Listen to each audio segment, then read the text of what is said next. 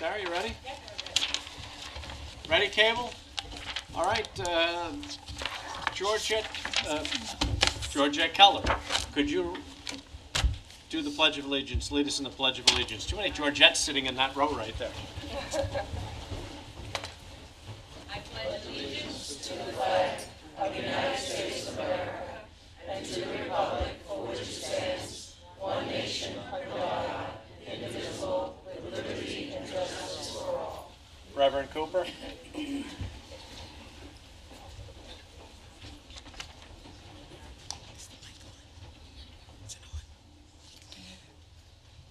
We ask that you will continue to stand and bow your heads with me as we call on the name of the Lord.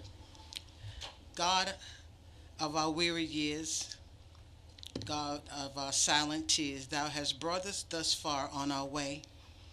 We thank you, O God, for these who have gathered to do their civic duty, to hear, to give their petitions and their opinions, O God, and to go forth and do that which is right and pleasing in your sight. We ask for a special anointing upon those, O God, who supervise and lead this community.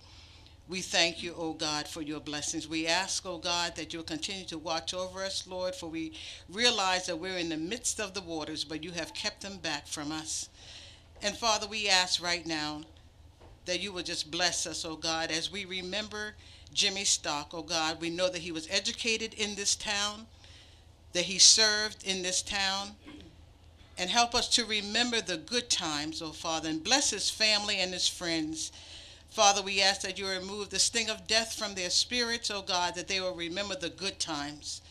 We ask, O God, that you will bless the deliberation of this meeting, that you may be glorified. We thank you and we praise you in Jesus' name. Amen. Amen. Is Tara there? Tara? Georgette, I didn't bring my supervisor book in with the, is so many people here. I have to go get that. Can you tell Tara to bring the supervisor's book in? It's got the, Jill, the supervisor's book with all the names of the supervisors, if you'd bring that in. Georgette, go ahead, we'll start. Come up front so we can see you in the camera. I don't know, we'll sit. Oyez! Oyez! Oyez! Oyez! Hear ye! Hear ye! Hear ye!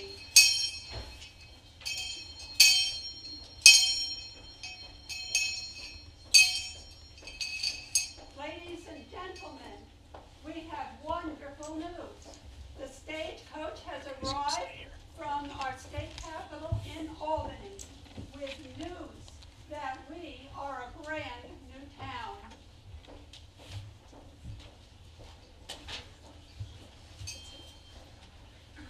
The New York State Legislature established the town of Riverhead in a law, Chapter 24, passed the 13th day of March, 1792. An act of the New York State Legislature establishing the town of Riverhead reads as follows. An act to divide the town of Southold, we like that, in Suffolk County. Preamble. Whereas many of the freeholders and inhabitants of Southold and Suffolk County have presented to this legislature their town is so long that it is very inconvenient for them to attend town meetings and also to transact business and other things necessary for said town, and have prayed that the same may be divided into two towns. Therefore, be it enacted by the people of the state of New York, represented in the state of the assembly, that all part of the town of Southold lying to the westward of the line beginning at the sound and running thence southerly to the bay, separating the towns of Southampton and Southold, which is the eastern boundary or side of a farm now in the tenure or occupation of William Albertson, and is the reputed line of division between the parishes of Aquabog and Mattertuck, shall from and there for the first in April next be erected into a distinct and separate town by the name of Riverhead, 2 words. The town And the first town meeting of the inhabitants of said town shall be held at the dwelling house of John Griffin in Riverhead, and said town shall enjoy all the rights, privileges, and immunities which are granted to other towns within said state. By the act of the legislature passed the 7th day of March, 1788, entitled An Act for Dividing the Counties of this state into 2 towns. And be it further enacted that the poor of the town of Southold on the first and the town of Riverhead in such proportions as the overseers of the poor for the time being of the said towns respectively shall agree, and in the case of disagreement of said overseers, then in such proportions as the supervisors of the county in their next annual meeting shall direct the contingent charges and expenses of the town of Southold that have already arisen or shall arise before the first day April next shall be assessed, levied, and paid in the same manner as if this act had not passed.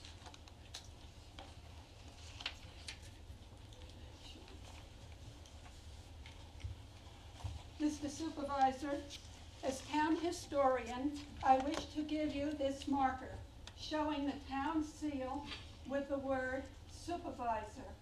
Would you please present it to the family of the late Jim Stark on behalf of the town of Riverhead?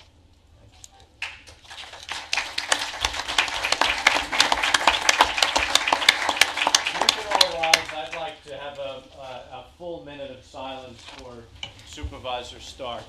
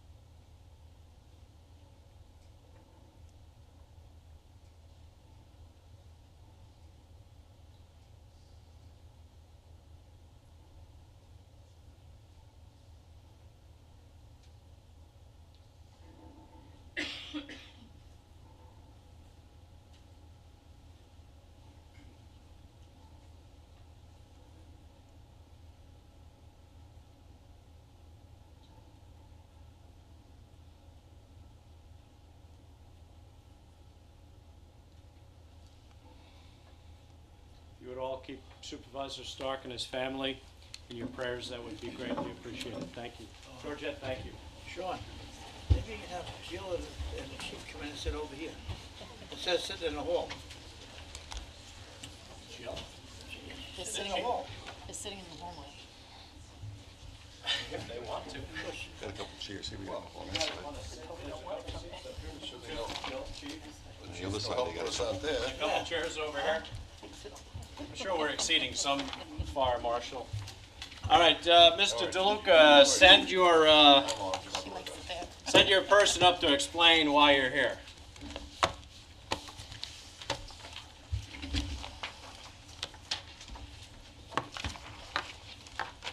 Hello, my name is Lauren, and I'm a student of Professor DeLuca. We are here for a codes and regulations class where we're learning, the proper protocols on how you guys go through these meetings and the right way to go about them. Well, this is going to be a long meeting. As you can see, News 12 was here. It's going to be interesting. We have 2 public hearings that are carryover. One of them will start at 7, and it should not take too long, and that is for a cabaret permit, and their attorney will come up and represent them and bring forth the elements that they need for a special permit. And then the other public hearing is a holdover as well for United Riverhead Terminals. So it should be rather interesting. So what are you studying in Farmingdale? Architecture. Architecture? Yes. Well, raise your hand if you're from Farmingdale. So all of you Riverhead residents, you can't sit because the Farmingdale students are here. Thank you for coming. We appreciate it. Mr. DeLuca, thank you very much for sending your students out. Okay, Motion? make a motion on the minutes. Can I make motion to approve the minutes of the town board meeting of March 18, 2015. So moved. And seconded? Moved and seconded, vote please. Giglio. Yes. Gabrielson. Yes. Wooten. Yes. Dunleavy. Yes. Walter. Yes. The minutes are approved. You want me to just go right into Yes. agenda items? Okay. Under reports, tax receiver, total tax collection to date as of March 11th, $73,643,105.56. Tax receiver utility collection report dated February 2015, $199,370.52. Justice Court combining statement of collections and disbursements dated December 31st, 2014 was submitted. Under applications pending town board approval, East End Arts Annual Street Painting Festival on Main Street, May 24th. Riverhead Central School District 5K Run through Riverhead, May 17th. Long Island Moose Classic Car Club at Tanger Outlets, May 16th. Mustache Brewing Company celebration of their first birthday, 300 Lincoln Avenue, Riverhead, on April 18th. Under correspondence, Donna Bernard sent a letter regarding the public hearing of February 18th regarding a Chapter 54 of 162 Founders Path. Christopher and Christine Santini sent a letter also regarding that same public hearing. Mary and Pat Bello sent a letter regarding the continued public hearing from of today regarding the special permit application for United Riverhead Terminal, as well did Helga and Jack Guthrie and Gregory Genovese.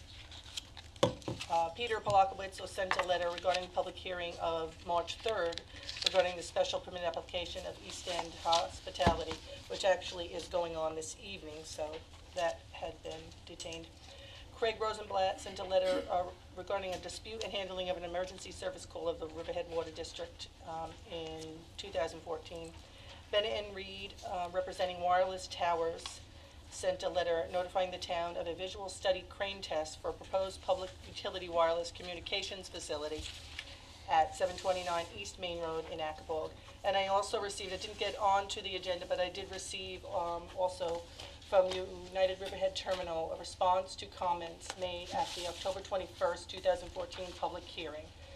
And that is a document I have here. And that's it. Okay, great. I think we're going to go right into public hearings if the board's okay with that. Let's open up the first public hearing, which was a continuation of a public hearing held from March 3rd. And this is a public hearing to consider a special permit of East End Hospitality LLC to convert an existing restaurant at 300 East Main Street, Riverhead, for use as a cabaret. That was the former Riverhead project, and I know we have somebody from the attorney for the applicant. If you would step up, sir.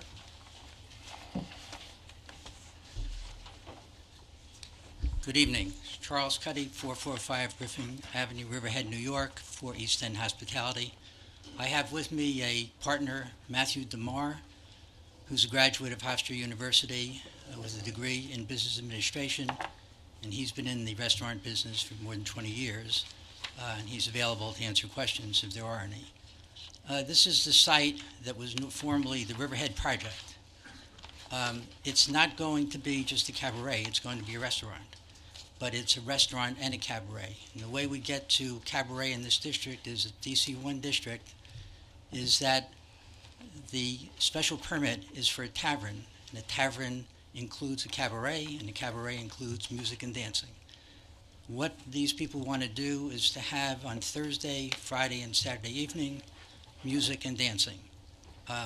They would be normally open during the week and on the weekends too, from 12 noon. During the week, it would probably end at 11 o'clock. During the weekend days, the Thursday, Friday, and Saturday, would probably end at 2 o'clock. I think that the site is appropriate for the use. It was a restaurant. I will hand up the CO, that is the restaurant CO, that was issued by the town of Riverhead in 2011. It's still in use. They intend, as I say, to have a restaurant and a cabaret. The thing that is important, I think, here is that this restaurant cabaret will meet the requirements of the Riverhead Town Code for special permit. It certainly is a suitable place for both restaurant and cabaret. It's been a restaurant. It's certainly a place that has adequate parking, has more than 40 parking spaces. It has access from Maple Avenue, from Union Avenue, and from the main road. It certainly is safe for emergency purposes because of those 3 access points. It has sprinklers installed, which it didn't have before, so I think that that's very helpful. This site is certainly in accordance with the various concerns that would be raised. It has not only adequate parking, it has screening on each end next to the residential areas. It doesn't generate any dirt. It's going to have limited noise. The music is entirely indoors. There are no outdoor music. There's none going to be applied for, and everybody should be aware of that. The hours, as I say, I think are reasonable under the circumstances. There's virtually nothing that is going to be a problem that I can see. They have adequate waste disposal in line. They're going to have a private collector collect from their site. There's going to be no municipal services that will be required. Again, the site is not going to change. Physically, the site is going to be just as it is. I can't think of any part of the code that it doesn't comply with. Again, it has adequate traffic situations. Curb cuts have been approved. There's nothing that I think the board would have a problem with. I think that if you look at the determination considerations that the board has, that it's in harmony with the code, that it meets the special permit requirements. There's no adverse impact, health, safety, or welfare-wise. I can't think of anything that the town would have a problem with at this site. The people who are running it are well-versed in restaurants. They have other restaurants. They want to come to Riverhead, and the nice thing about it is that it will allow this site to be open all year long. The prior owner had a problem in the wintertime, as you know.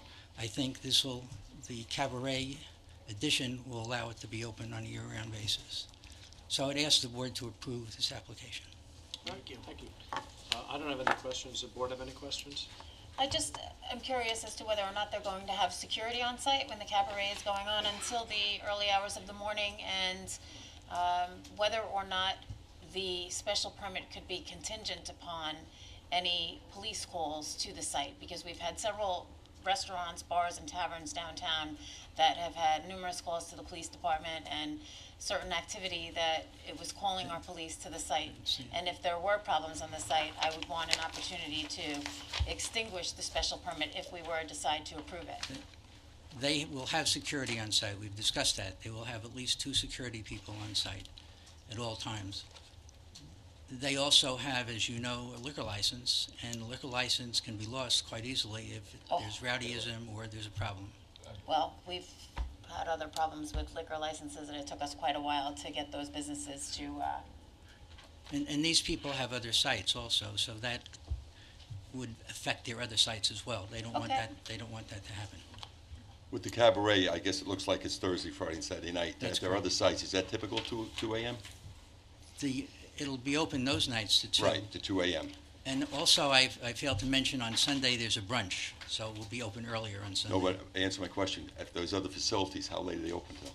Those facilities, I believe, are open till probably midnight, but Mr. DeMar can answer you because I haven't been to those facilities.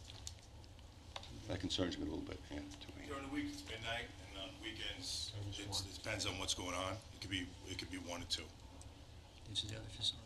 The other That's what time facilities. the bars shut down, I think. I don't know. I'm never up past 9 o'clock, but I think the bars shut down around 2 o'clock. Well, no, St. Louis, 4 o'clock. Who stays up They till can 4 serve o'clock? until 4 They o'clock. can in the stay morning. open till 4, but they're not Yeah, going yeah, to. but they're not gonna stay, they wanna close at 2. Nobody in Riverhead stays open. Yeah. I'm talking about state law. Does anybody else have any questions on the board? Live music, or is it gonna be a jukebox? Like, Jukebox. it'd be like, Hey, see, I'm being a little kidding. Possible DJ. I I like need your it, name Bob. for the record. Matthew DeMar. DeMar? Yeah, DeMar. Now, do we need to swear him in this special Yes. permit? Matthew Mr. DeMar. DeMar, we have Mr. to DeMar, swear I you in. need to swear you in. Do you swear the testimony you're about to give will be the truth, the whole truth, and nothing but the truth, so help you God? Yes, sir. Okay. The type of music, is it, live bands? We have like two or three piece like jazz bands or top 40 bands, and then sometimes it'll be DJs. Okay, that's what I meant, DJ. That's what I meant, that was the term. Okay. Does anybody else from the town board have any questions before I open to the public? All right, does anybody from the public wish to be heard? All right, not seeing anybody. And there's no other questions, we'll close the public comment portion and leave it open for written comment. What is today, the 18th? We'll leave it open to the 27th for written comment. If anybody wants to write in, they can send that to the town clerk's office by the 27th of March. Thank you very much, gentlemen. Thank you.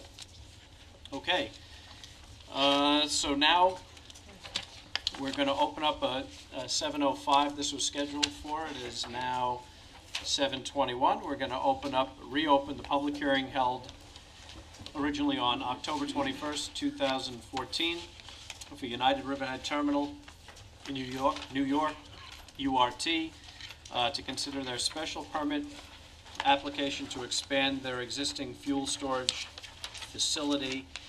And what we'll do is we'll speak to, who's here for the applicant? What we'll do is we'll have the applicant, honestly, I was at the Pine Barrens. Come on up, if you're for the applicant, come on up to make your presentation. They gave us this information. It'll be available hopefully tomorrow in the town clerk's office. Diane, we can make this available to anybody that wants it. I have my copy, yes, it's I was at the available. Pine Barrens Commission all morning with Mr. Amper. So he's not in a good mood. I was in a good mood. Mr. Amper didn't kill me this afternoon. He's in a good mood. So I didn't get a chance to read it. Mr. Prusnowski, you're going to present for the applicant. What I'd like to do is we'll have the applicant present the information along with whatever experts they have. Then the applicant will sit down and take notes of any additional questions, because I guess they're here to answer a lot of the questions from the October 21st hearing. I believe it's the goal of the board to close the public comment portion tonight, but leave it open for written comment for 30 days. I think we YouTube this stuff. Is that what we do online? And we'll make copies of the DVDs available. So if anybody is at home and wants to view this and can't do it on the computer, which you can do it on our website, you'd be able to look at it and then make comments, and hopefully that will work out. And so when the applicant sits down, we'll have the residents start to comment, and it would be easy, I guess, you can't really line up here, but line up on the side where there's a lot of people standing, and we'll take you one at a time. And because there's a lot of people here, we really don't want to have people come 2 and 3 times to, so get what you want to say on the record, and then let somebody else have a chance. We don't want to just keep going back and forth. We want to get everybody in and let them get the chance to speak. Mr. Prusnowski. Swear him in, Bob? Yes, do you swear the testimony you're about to give to be the truth, the whole truth, and nothing but the truth, so help you God? I do. Okay. Your name for the record? Yes, Vic Pershnowski, 533 Elton Street, Riverhead, New York, spokesman for the United Riverhead Terminal. First, I want to thank the members of the town board, the supervisor, for granting our request for an extension of the public hearing till to this day. And we're here tonight to respond to as many comments as we can that were raised during the public hearing. And since then, we did have a meeting with the town attorney. He was kind enough to outline us a synopsis of the issues that we all reviewed from the comments from our neighbors. And we're here tonight to present our initial response, to answer questions, to take notes, and if we have to come back, we'll even be willing to come back and expound upon our answers or the concerns.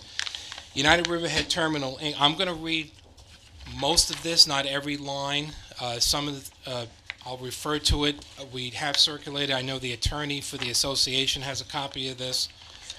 United Riverhead Terminals Inc., an affiliate of United Refining Company Inc., purchased the petroleum bulk storage facility in 2012 from Phillips 66. The 286-acre site consists of 20 storage tanks, a truck transfer rack, and an offshore barge ship platform, which is the only deep water loading-unloading platform on the East Coast. The facility has been in continuous operation since 1956 and has over the years applied and received approval for several expansions of its tank farm and operations from the appropriate government oversight agencies, including the Riverhead Town Board. In addition, the site's original owners, Northville Industries, stored and blended gasoline to service their gas business for nearly 20 years. The Riverhead Terminal has always been and is currently permitted by the New York State Department of Conservation to store and distribute gasoline. Now, at this point, I'm going to bring up Scott Cam, who's going to just talk to you about one aspect of the current renewal process that's going through on one of the permits. Scott?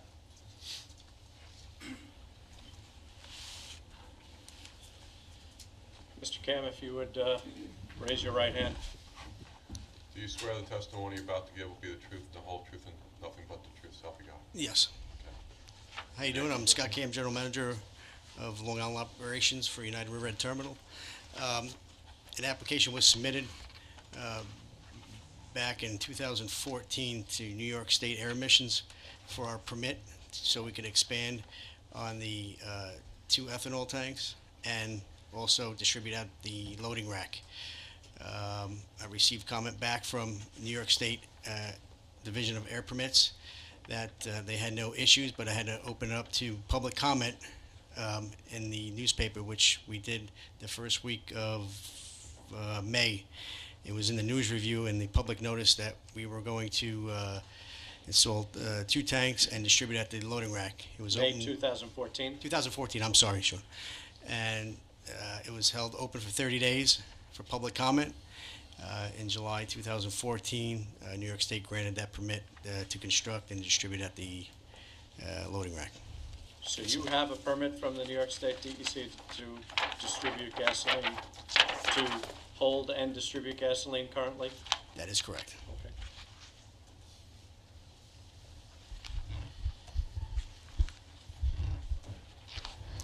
In fact, at the time of Northville Industries was in the gas station business, they were required by the EPA to blend MTBE into the gasoline and did so on an ongoing basis to service their Northville gas stations. Today, the EPA mandates ethanol to be mixed with the gasoline.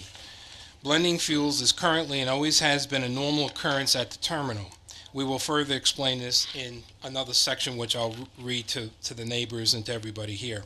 After Superstorm Sandy, government officials asked us to consider a proposal to resolve the gas shortage problem that had occurred on Long Island as a result of that particular storm and possible future weather or other catastrophic events. Since the facility was the only terminal unaffected by the storm and operating the next day, we determined that we could meet this challenge safely and with minor impact to our neighbors. URT's total tank capacity is 5,200,000 barrels.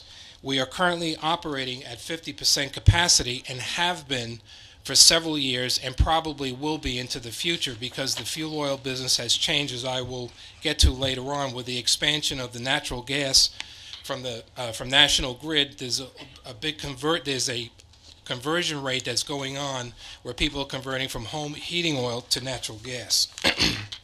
154,904 barrels of capacity will be assigned for the gas ethanol storage and distribution, which is approximately 3% of our total capacity. Our truck traffic to the facility has decreased by 50% since 2009, and we have provided an analysis in the report.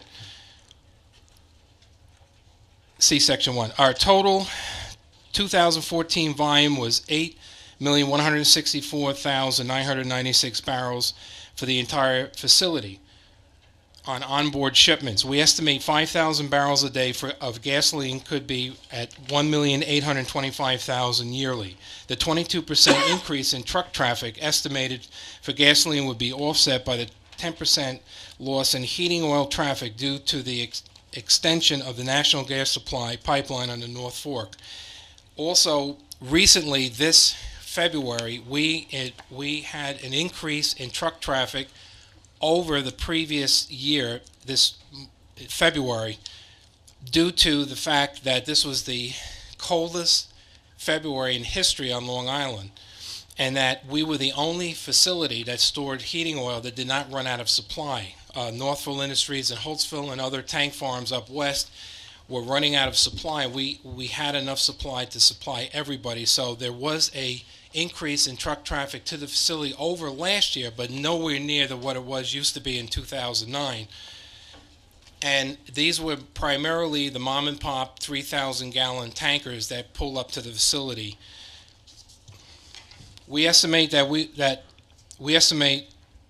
this will result in only a 12% overall in truck traffic, lowering each year after the additional loss of heating oil business to the home market conversion to national gas. Therefore, URT developed a project to convert number 4, tank 4, 87,000 barrels to regular gasoline, and convert tank 5, 67,000 barrels to premium gasoline.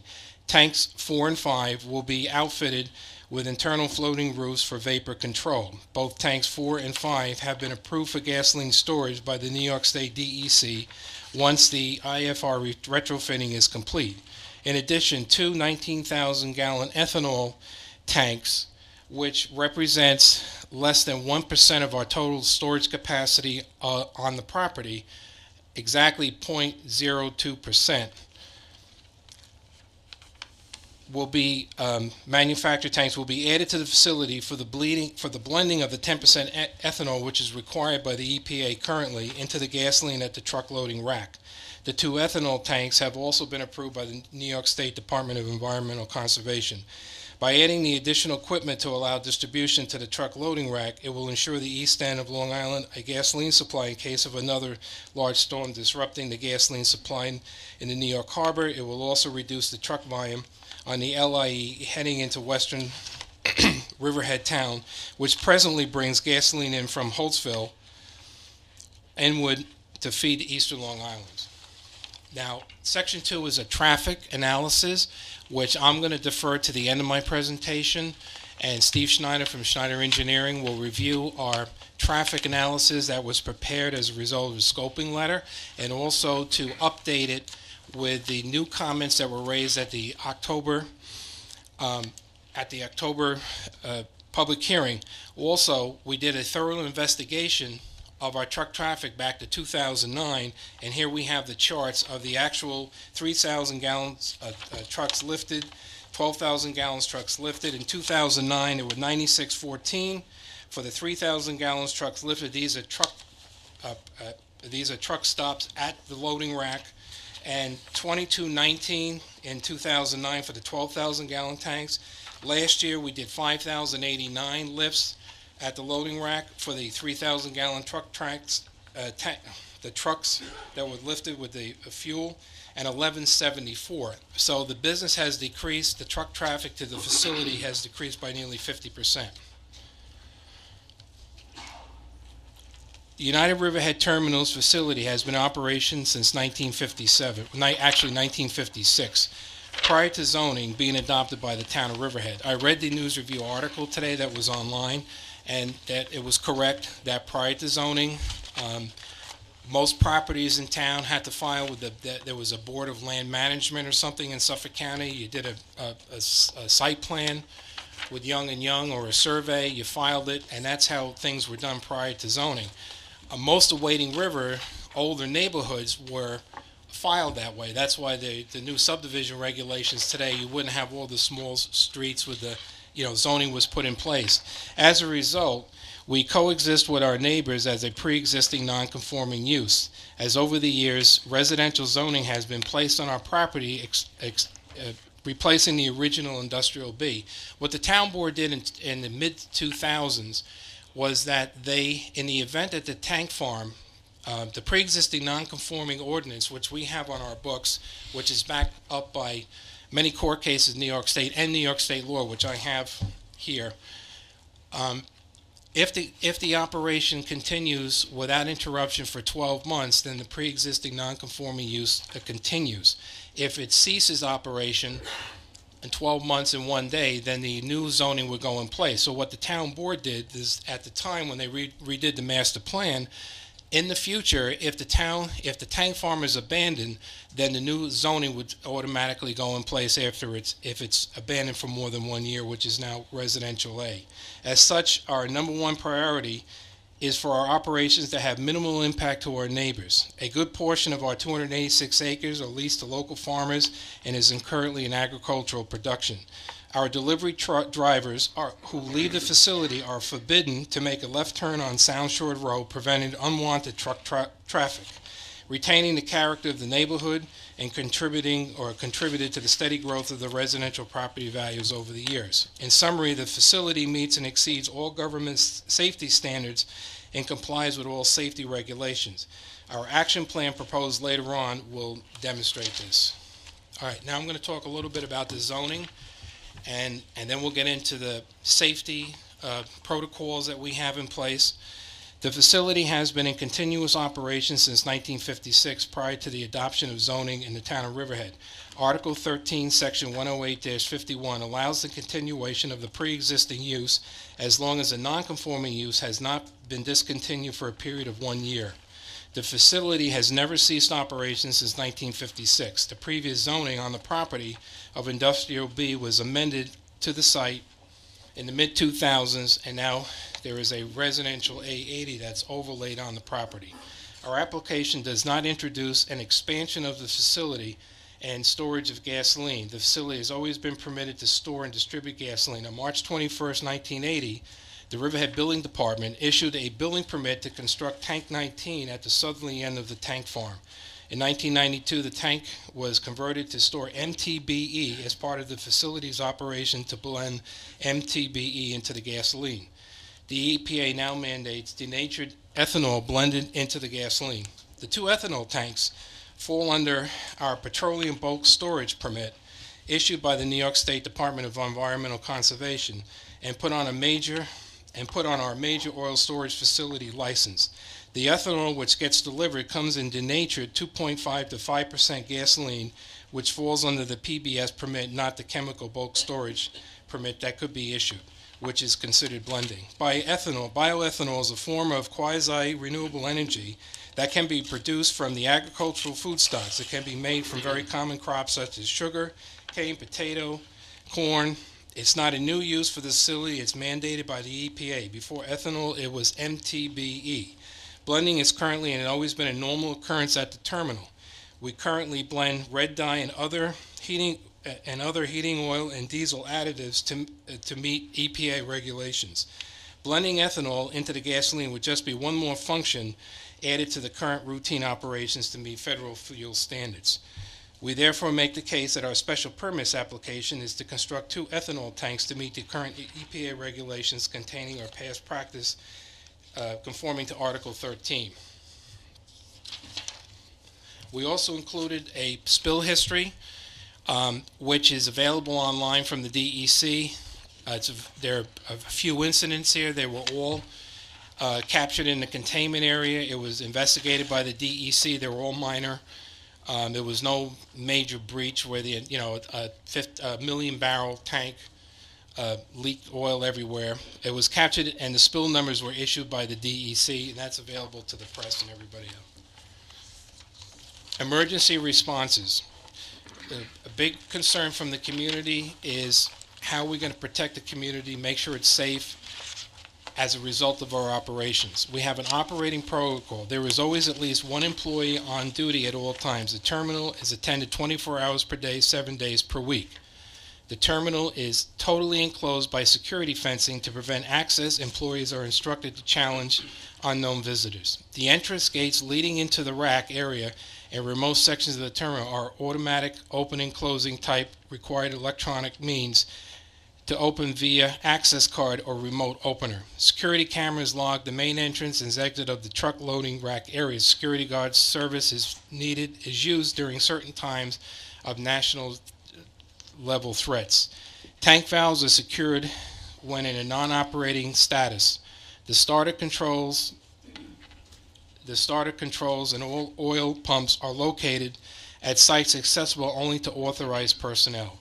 The switches are secured in the off position when pumps are not in use. Drain valves are also secured and locked when not in use. Adequate lighting is provided in all areas of the terminal to stay normal operations at night without increased risk of a spill. The lighting is also designed to facilitate the discovery of any spill and ensuing cleanup and might occur at night. Most of the lighting is mercury vapor type. All lighting is protected with safety shields and explosion-proof hardware where required.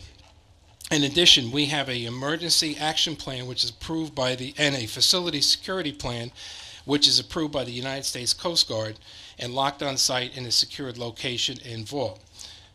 Fire prevention. URT maintains a state-of-the-art fire suppression system which is designed and constructed to the National Fire Protection Agency code and approval and inspected by the New York State DEC and the Riverhead Fire Marshal's Office, which issues an annual permit after inspection. A fire and spill response drill is performed on an annual basis to ensure proper execution of our response plans, which includes ongoing training of our site personnel. The National Preparedness exercise follows and conforms to the United States Coast Guard Environmental Protection Agency, the United States Coast Guard, the EPA, and the Department of the Interior Minerals Management published guidelines. URT is required to have an annual operational and pressure test by an outside third party per NFPA code, which results are turned over to the Riverhead Fire Marshal and the New York State Department of DEC. URT conducts weekly fire system tests and inspections of the fire suppression system and generates weekly inspection reports and test reports which were available for inspection by the Riverhead Fire Marshal's Office and the New York State DEC. Governmental oversight and existing conditions.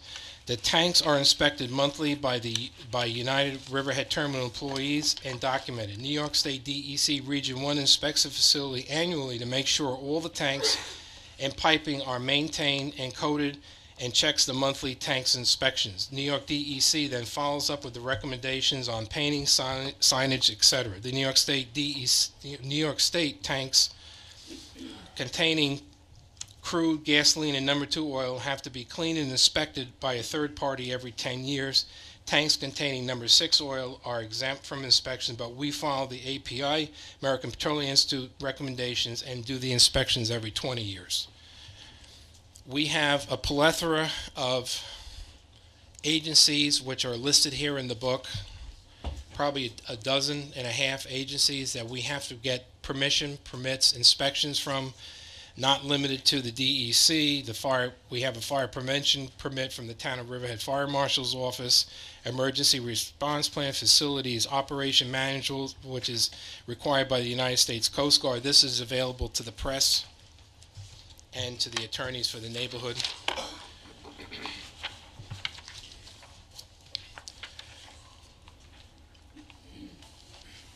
As a result of our presentation and our public hearing, I do want to say this, that the facility meets all the federal guidelines and look, I've lived in this town my whole life, and other than, I think there was one platform incident years ago where a tanker spilled some oil. I don't recall any major safety issues or fires or something that we would have all heard about just as people reading the newspapers, the media, scrutiny. United Riverhead Terminal Action Plan, URT has always been available to reach out and work with the leaders of the Northville Beach Civic Association. We pledge to continue our support to be responsive to any questions or concerns pertaining to our ongoing operations. We look forward in continuing and strengthening our relationship. Sound Shore Road. We will continue to ban all left turns from all trucks leaving the facility onto Sound Shore Road. Only right-hand turns will be allowed. Sound Avenue, Penny's Lane. Upon approval of this special permit and site plan, all 12,000-gallon vehicles who do business with United Riverhead Terminal will be directed to make right-hand turns only onto Sound Avenue and then a left-hand turn onto Northville Turnpike. Conversely, when the tanker truck, the 12,000-gallon tanker trucks are coming up to the facility, they have to do the same thing. Anywhere from east to west, all vehicles of 12,000 gallons will be directed, and we'll have an enforcement mechanism in here to use. Coming from the east, they would have to use 105, the Northville Turnpike, right onto Sound Avenue, left on the Penny's Lane. Conversely, when they're leaving, they cannot make a left-hand turn on Sound Avenue. They're going to make a right-hand turn, go 100 feet, go to Penny's Lane, and then disperse through the state and county highways. To enforce this plan, a letter would be issued to each carrier pulling gasoline and incorporate it to our truck rack loading procedure, with every driver signs off on that, state the exact route that he carries and must take in order to pull gasoline out of our facility. In other words, he's got to comply with our routing of his truck, or we won't sell him any gasoline. United Metro Energy Corp vehicles, all of those vehicles that come from Calverton now will be directed to do the same. That's an affiliate company of the corporation. They're employees, so there should be no problem there.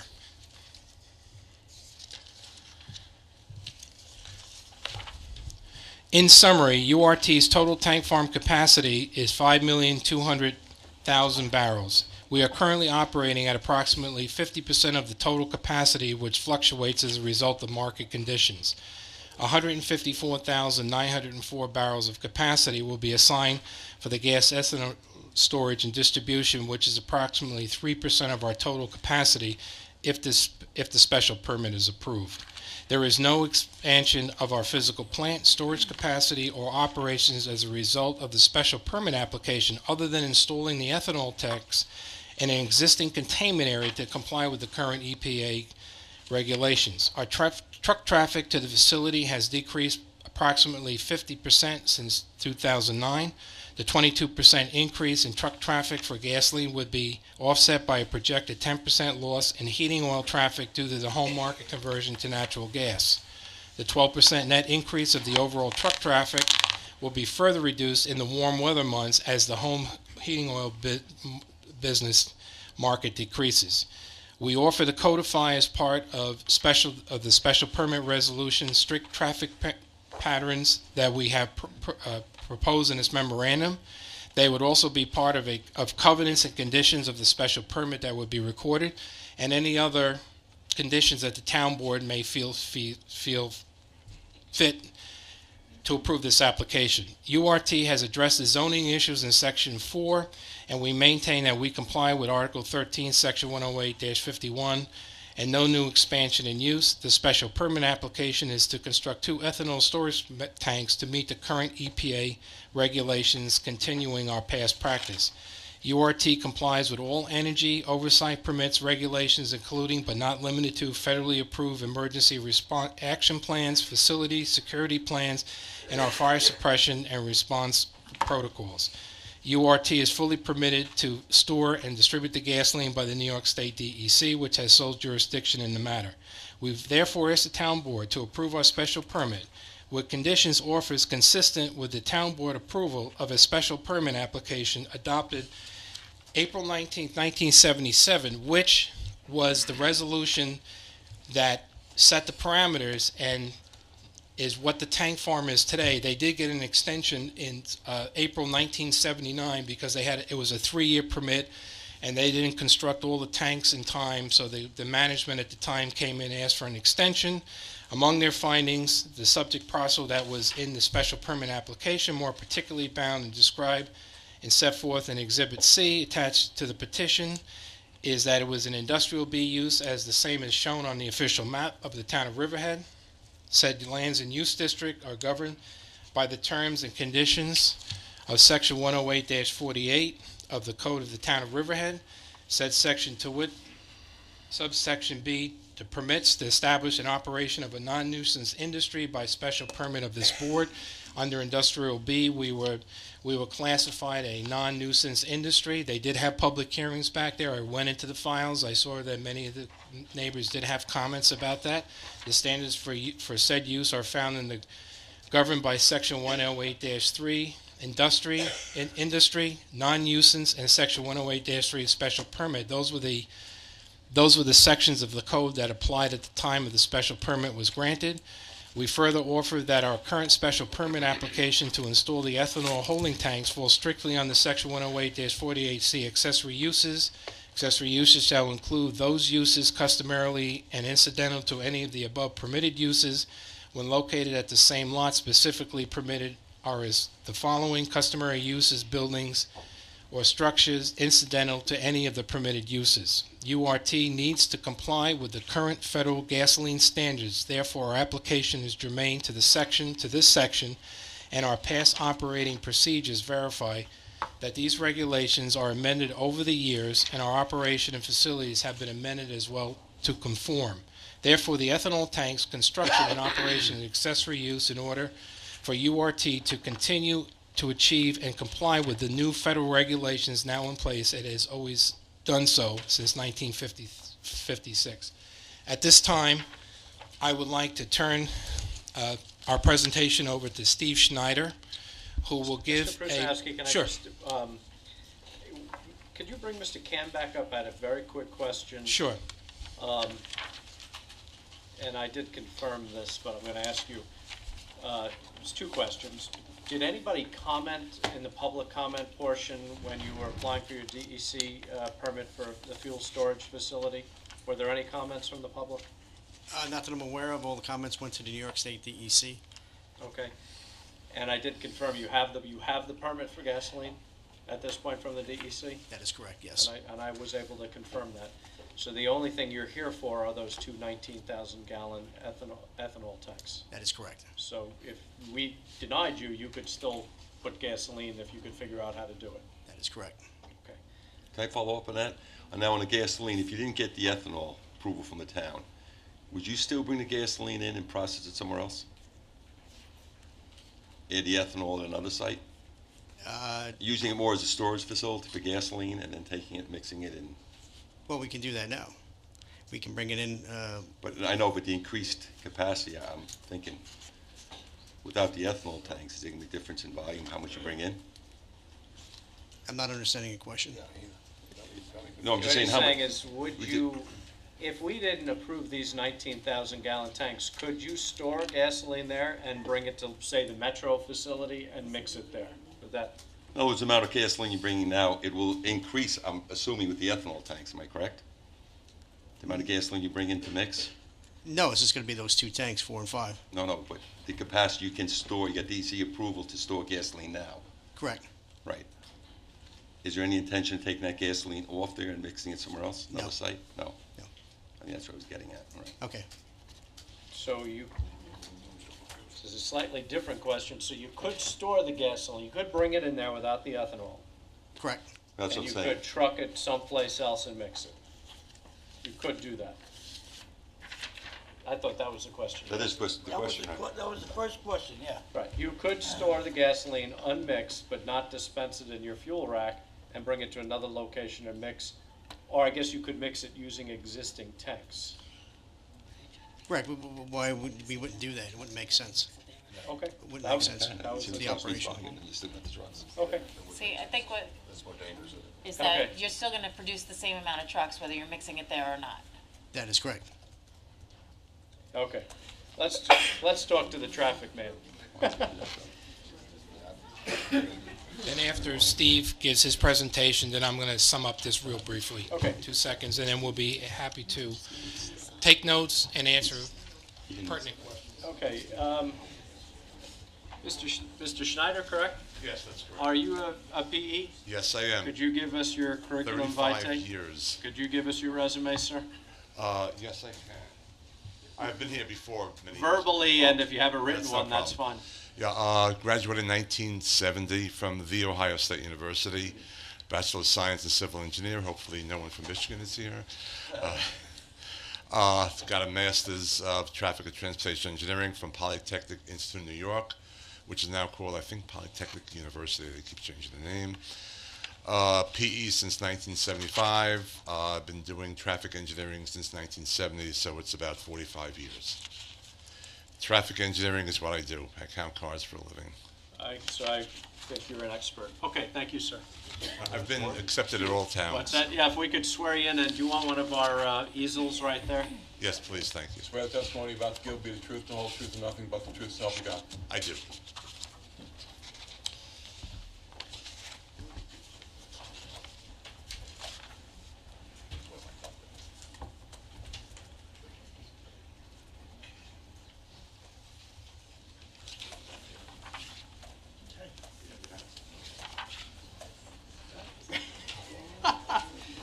Yeah, John, the leg is collapsed. There you go. That That's one's gonna quintessential shrink down tight. Riverhead right there. An engineer didn't design That one that. up and tight. Actually, you're just gonna tighten the nut. So you have to tighten the I nut only straight. brought this up first. Basically, it's a picture drawing of the actual truck that we used for our original report, which was done in October this past year. And it basically shows you the largest size possible truck that can be used by either the gas or the heating. I would say that this is only about actually 25% of the total trucks that are being used.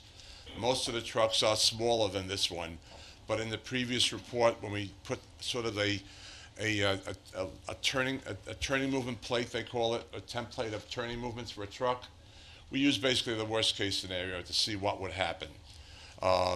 The smaller trucks without having any problems making turns, etc.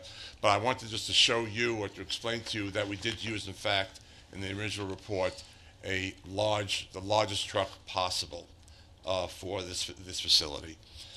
I also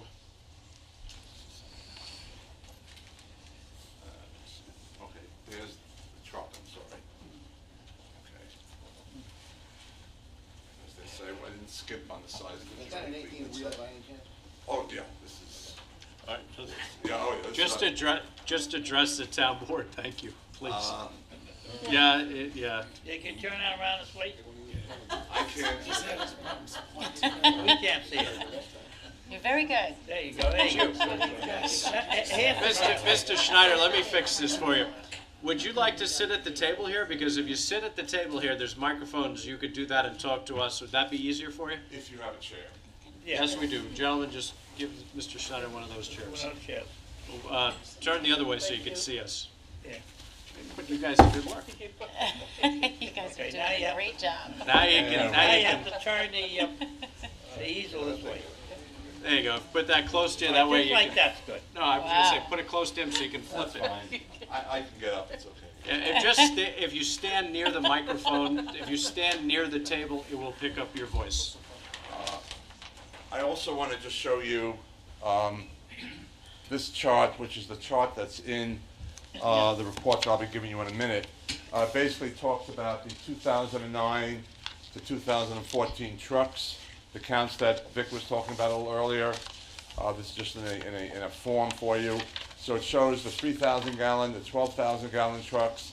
It also shows for 2009 there were 9,614 during a 1 year period. The 12,000 was much less than the 2219. That 12,000 is that larger truck I was showing you earlier, so you get a feel for it.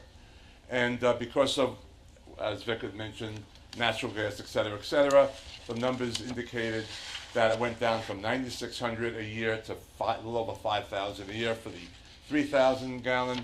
12,000 gallon went from 2,200 to about 1,200 for a year. I just wanted to show that in a chart so you'll have an understanding of it. I also prepared a little summary of what I'm going to be discussing.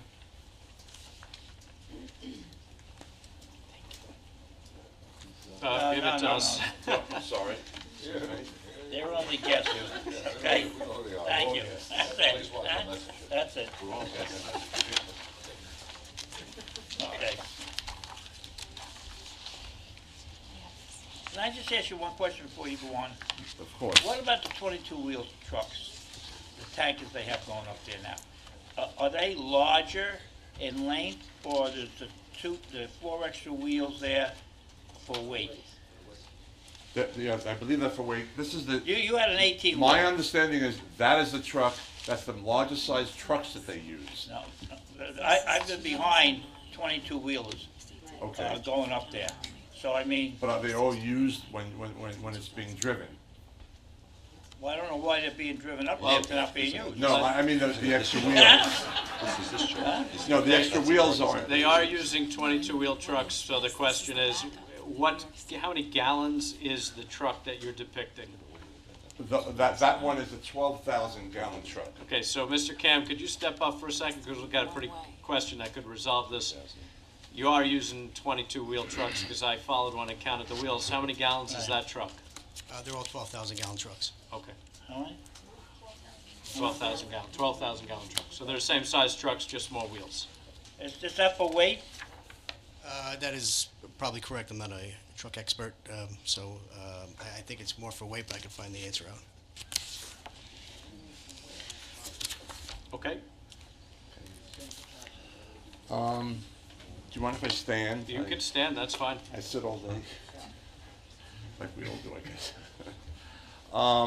So what I did here, I prepared a report, which you have now in front of you.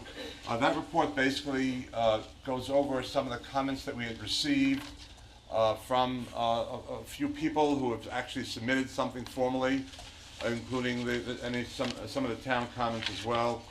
I also attached to the report some volume counts that were taken during a period of time by the New York State Department of Transportation, both eastbound and westbound on Sound Avenue, just to give us a feel for the numbers. So, for example, the average annual daily traffic, which is what you get in a 24-hour period over a whole year divided by 365 days to give you an average annual daily traffic, it ranged around 6,000 vehicles each way during the peak hour. Okay? But I attached that information for you, so at least you'll have a feel for the number of cars that are going in each direction during each hour. So that's 12,000 total then? That's correct. Wow. So if you look at the ADT, it's 12,000. That's really the number you would use. It wouldn't be half would be for each direction. Okay, I'll just repeat, I'll just go over a couple things I'll be repeating only because Vic stole my thunder a little bit. But basically the first set of comments that I received was from a Phil Barbado of the Riverhead Neighborhood Preservation Coalition. It was dated January 6th of 2015. The only real comment we had that concerned traffic engineering was that, quote, the only comment this letter had concerning traffic was the use of local roadways was not designed for a large, heavy transport. And what I'm pretty much saying is that the trucks that are there now are the same types of trucks that will be in the future. And my understanding is that there's going to be an additional approximately 12 trucks a day additional going to and from the site. So that number is really, really small from a traffic engineering standpoint. It's pretty much insignificant. The second set of comments I received, which was a little longer, was from the Northville Beach Civic Association attorney letter dated February 23rd, 2015. The first comment stated that the study does not address the impact on existing traffic, but rather deals with the routing to and from the facility and the ability of the tanker trucks to navigate intersections. What's urgently needed is a true traffic study that can address the impact these monster trucks, that's what was said, will have on the true traffic conditions. My response basically is that firstly we did respond to what the town, what questions the town originally had. That was the original report, was based on those questions. The proposed modifications are expected to generate only approximately 12 cars, or not cars, but trips a day, truck trips a day. And they will be occurring actually in non-peak as well as peak hours. I want to clarify that. And I also found out that the trucks can be, saying cars, because that's always so useful. The trucks can be used 7 days a week, not necessarily 6 or 5 days a week. So what that really does in a way, it actually brings down the daily amount of cars, or trucks in this case, to a lower number than if we had it over a shorter period of time, like 5 days a week. It's 7, So I divided everything by 7, et cetera, et cetera. And so, for example, that particular chart, if we had the 9,614 cars, or trucks, I'm sorry, in 2009, that came out to, assuming 300 days a year, 32 cars, trucks, I'm sorry, trucks. If we had the 5,089, it's only 17 a day. The numbers are smaller. Okay, that's all I was trying to bring out there. Usually you do traffic studies when you're generating 100 cars, some amount, or trucks in this case, a day. We're talking about 12 trucks a day. It doesn't warrant a traffic study.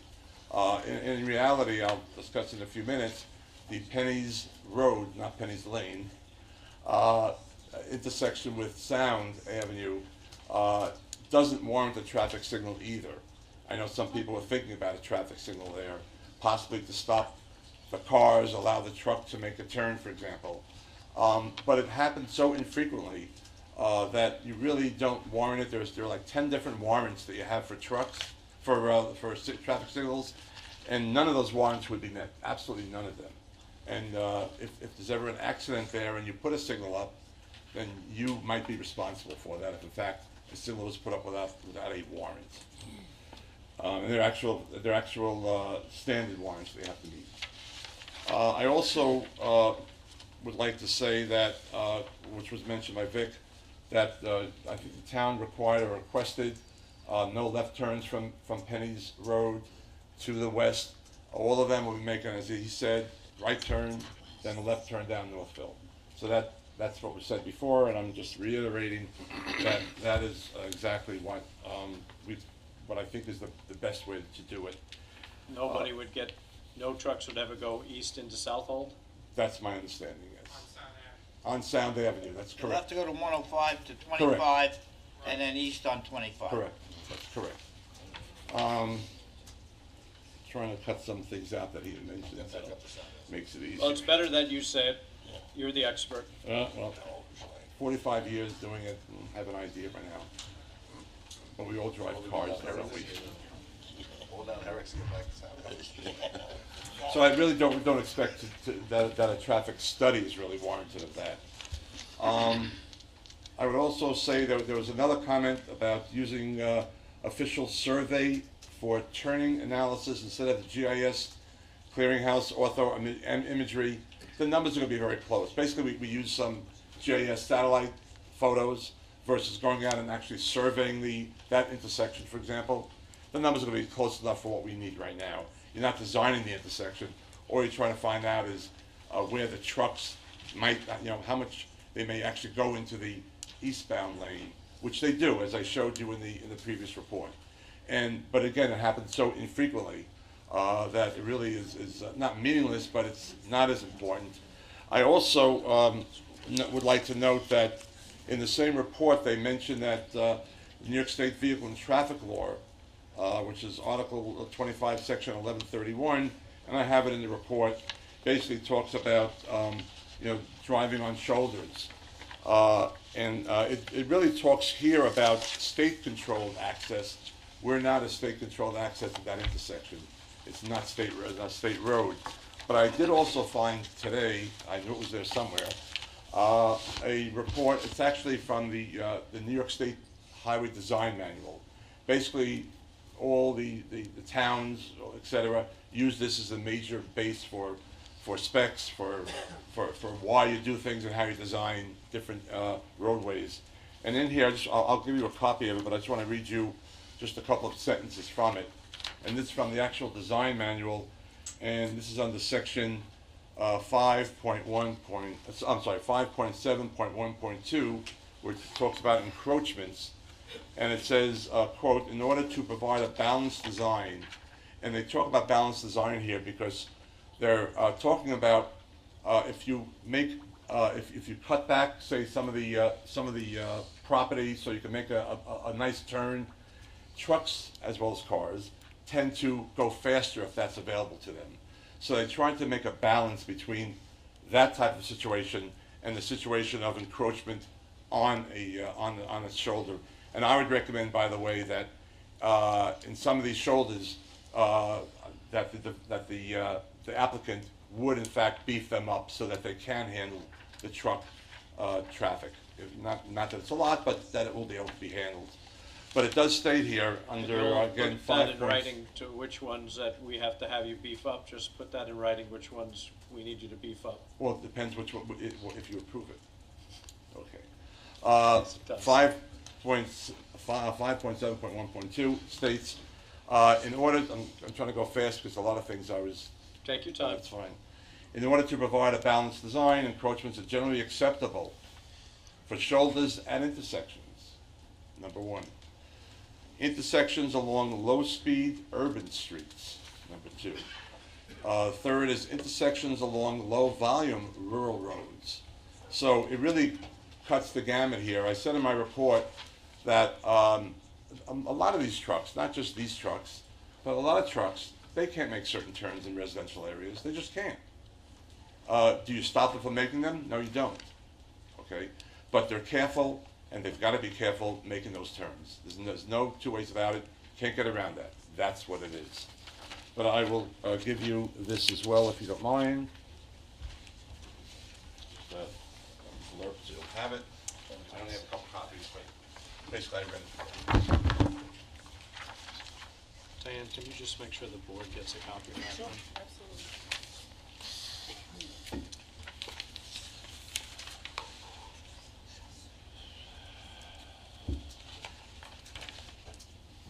You said this was the highway design manual for New York State, correct? New York State DOT, that's correct. And that's the chapter, in this case, it's chapter 5. I'm not going to go into that point, I discussed it.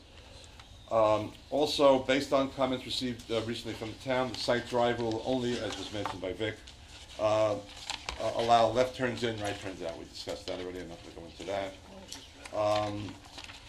I did also write Penny's Lane on number 2, but sorry about that. It's from my age, I guess. The right turns, I discussed that. It's in Northville, I'm not going to go into that. Basically, a traffic study is not needed. It will have minimal impact, the amount of trucks that they're going to be adding to the site. And if you have any questions, I'm sure I'll be able to answer them later on, but pretty much that's my statement right now. To follow up on what Steve said, the supervisor answered your question directly. It would be the intersection of Northville Turnpike and Sound Avenue to Penny's Road, where the shoulders would have to be beefed up at our expense. So there's going to be a slight increase in truck traffic is what you're predicting based on the reduction from today, based on the reduction of the fuel oil and the addition of gasoline. Correct. But not only that, but it's, as Vic had mentioned earlier, even the numbers today are much lower than they were 4 or 5 years ago. Okay. All right, thank you, sir. Can I ask him a Oh, question? yeah, I'm sorry, John, go ahead. I'd like to ask you a question. Sure. Okay.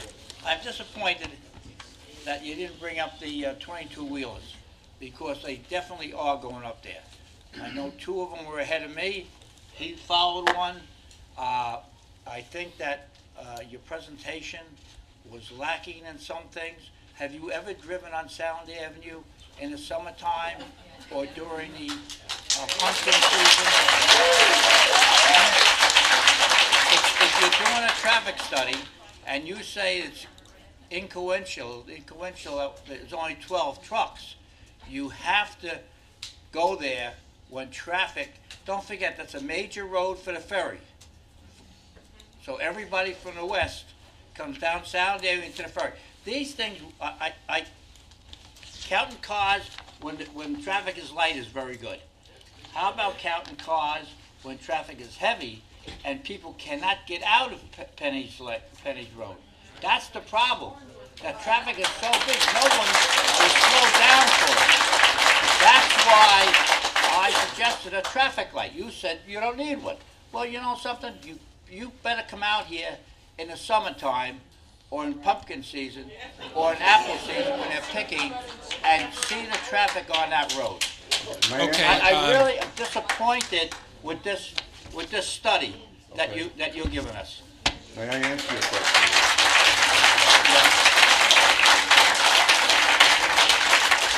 I want to I'd like remind to answer Supervisor. I just want to comment on that. I want to remind everybody that this is a continuation of the original public hearing. In Mr. Schneider's report, he did recommend a limited signal at that location, and I'll say this: that we're open to any a suggestion that would improve those intersections.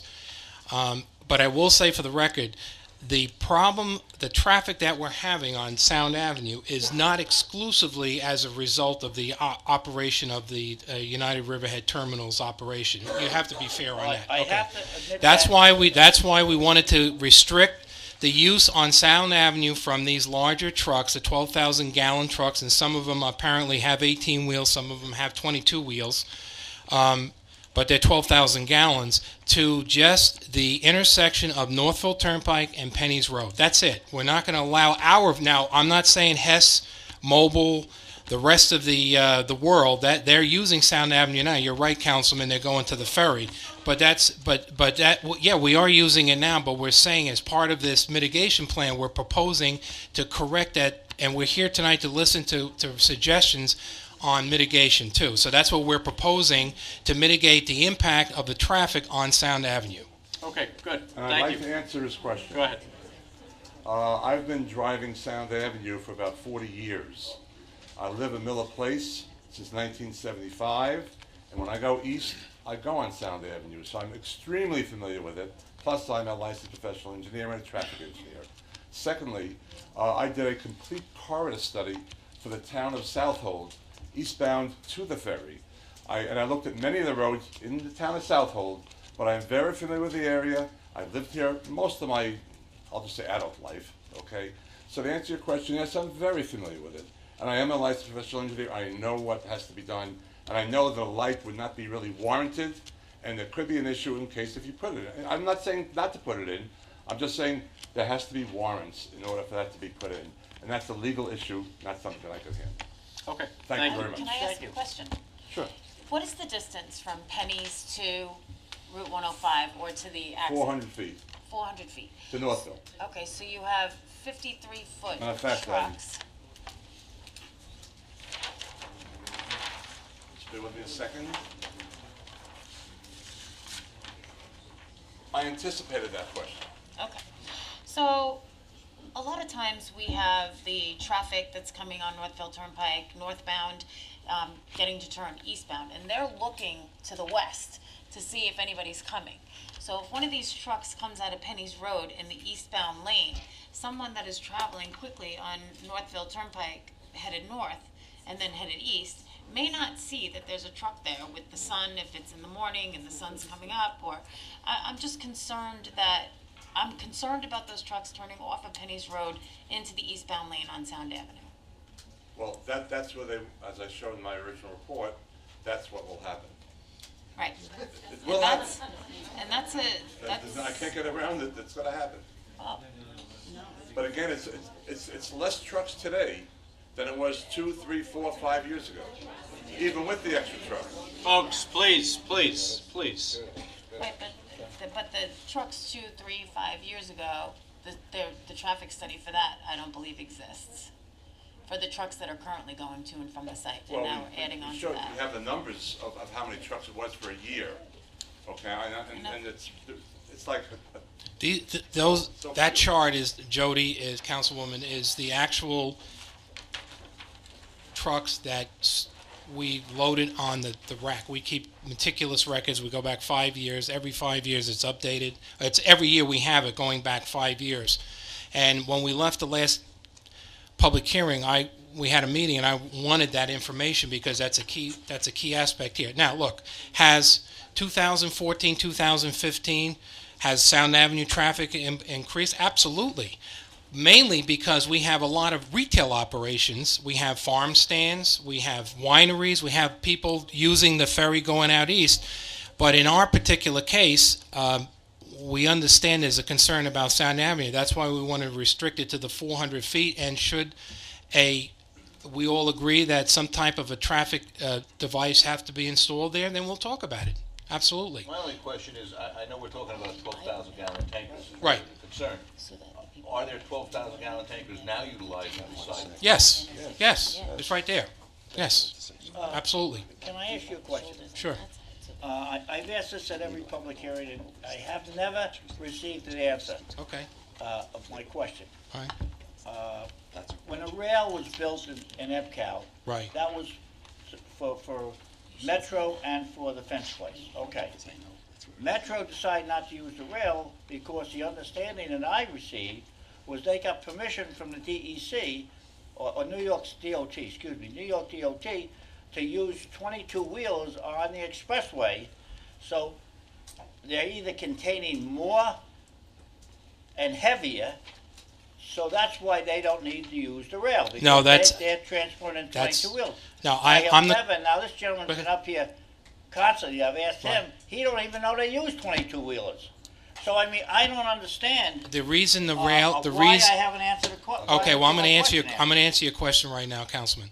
The reason that rail spur has not been used by Metro as of to this date because the previous company went bankrupt. They never finished their facility in Brooklyn, which was going to produce the biofuel, which was going to be sent out to Calverton by rail. Okay, they went bankrupt. Actually, the gentleman and corporation that owns United Riverhead Terminals now owns Metro of Calverton. That's the real reason that rail spur. And actually, we would like somebody like Riverhead Building Supply, if they want to come over and utilize it. They're in the process of rebuilding the bio plant, which got ruined by Sandy. On top of everything, Sandy came up. They had a flood in Brooklyn because they're right on the river there. And it's probably about 2 years away for the biofuel plant to get going in operation. And the plan is still to use that rail, to utilize the rail for that operation. But unfortunately, the previous owners went bankrupt. Can you get me the dimensions on the 18-wheeler and the 22-wheeler? Sure, So sure. I can see Yeah, sure. myself, maybe I will get my Yeah, question no, answered. well, we definitely will Okay. answer your question, Councilman. It's a good question, and it's my understanding, and I'm not an expert, but I believe it's 12,000 gallons, no matter what. But the wheels are to comply with interstate regulations on roads and stuff like. Some roads allow 18 wheels, some 22. That's why I think I could be wrong, but we'll get it for you in writing, and we'll I give a just- copy I to just the want some attorneys. information Absolutely. So I can get a clear mind Right. why the difference. That's all. Okay? Okay, thank you. Thank you. Okay, One more go question. ahead. On Northville Turnpike and 105, that is a treacherous intersection during the winter months, the summer months, when people are coming to Briarmere Farms and they're going in and out and people don't know which way people are turning or where they're going. So, wouldn't you... No, our trucks are not going to be allowed to use that intersection. They got to go Northville Turnpike to 105 at that light and go south. Yeah, that's what I'm talking about. No, you said Briarmere Farms. I thought you meant the Sound Avenue. That's 105. No, I know we're 105, Okay. but But I'm just saying, the people that are coming out of Briarmere or going into Briarmere are coming in pretty close to Northville Turnpike. And the traffic is always backed up there because people aren't sure where they're going. Would you you're talking recommend about 105 in Briarmere. Northville Turnpike? Would you recommend a No, traffic light Northville there? Turn. They have a traffic light there. No, I think she's saying where Northville Turnpike goes into Sound Avenue. Right. If you look at the traffic there, everybody goes up to look and left. Nobody stops. That's what I was talking That's- about before. You're talking about Right, north. Northville heading north. On Sound Avenue, that and intersection. you hit Sound Avenue, you head east. Example, yeah. That's a problem. You're Without talking- this, You're United talking Terminal, about that is a- Northville Turnpike and Sound Avenue. Yes, That's that's what where I'm we talking- are. That's where Penny's Road is. Right. Well, we know where it is. Briarmere's is down Sound Avenue and 105. Well, despite that, let's get back to this spot. Okay. As you come up to the right, you make that right. Now, Giglio, Councilman Giglio had an Right. issue before, and his trucks come down. They're swinging way out to the eastbound lane. She's worried about traffic impact Okay. there. But as you come up Northville, you make that right. Cars, no one stops there. It's just That's- nonstop, and they're all looking to the left, and that's what created a problem. That Okay. the truck was coming, So I think that's So the we biggest need spot some you look type, at a so traffic light. we That is a will, problem. our deliberations might come through that we need a traffic control device there, which has to be applied to by New York State Department of Transportation. No, There has to be a survey. No? it's not a state road. It's not a state we road. could do Okay, it. right. So But- we'd have to But do a that's- traffic We were study. told to put the line back So you don't stop So- at the light, you put the line back. Right. So the trucks can come out and Yeah, turn right. and go down without Stop them interfering early, with so to traffic. speak, right. Yes.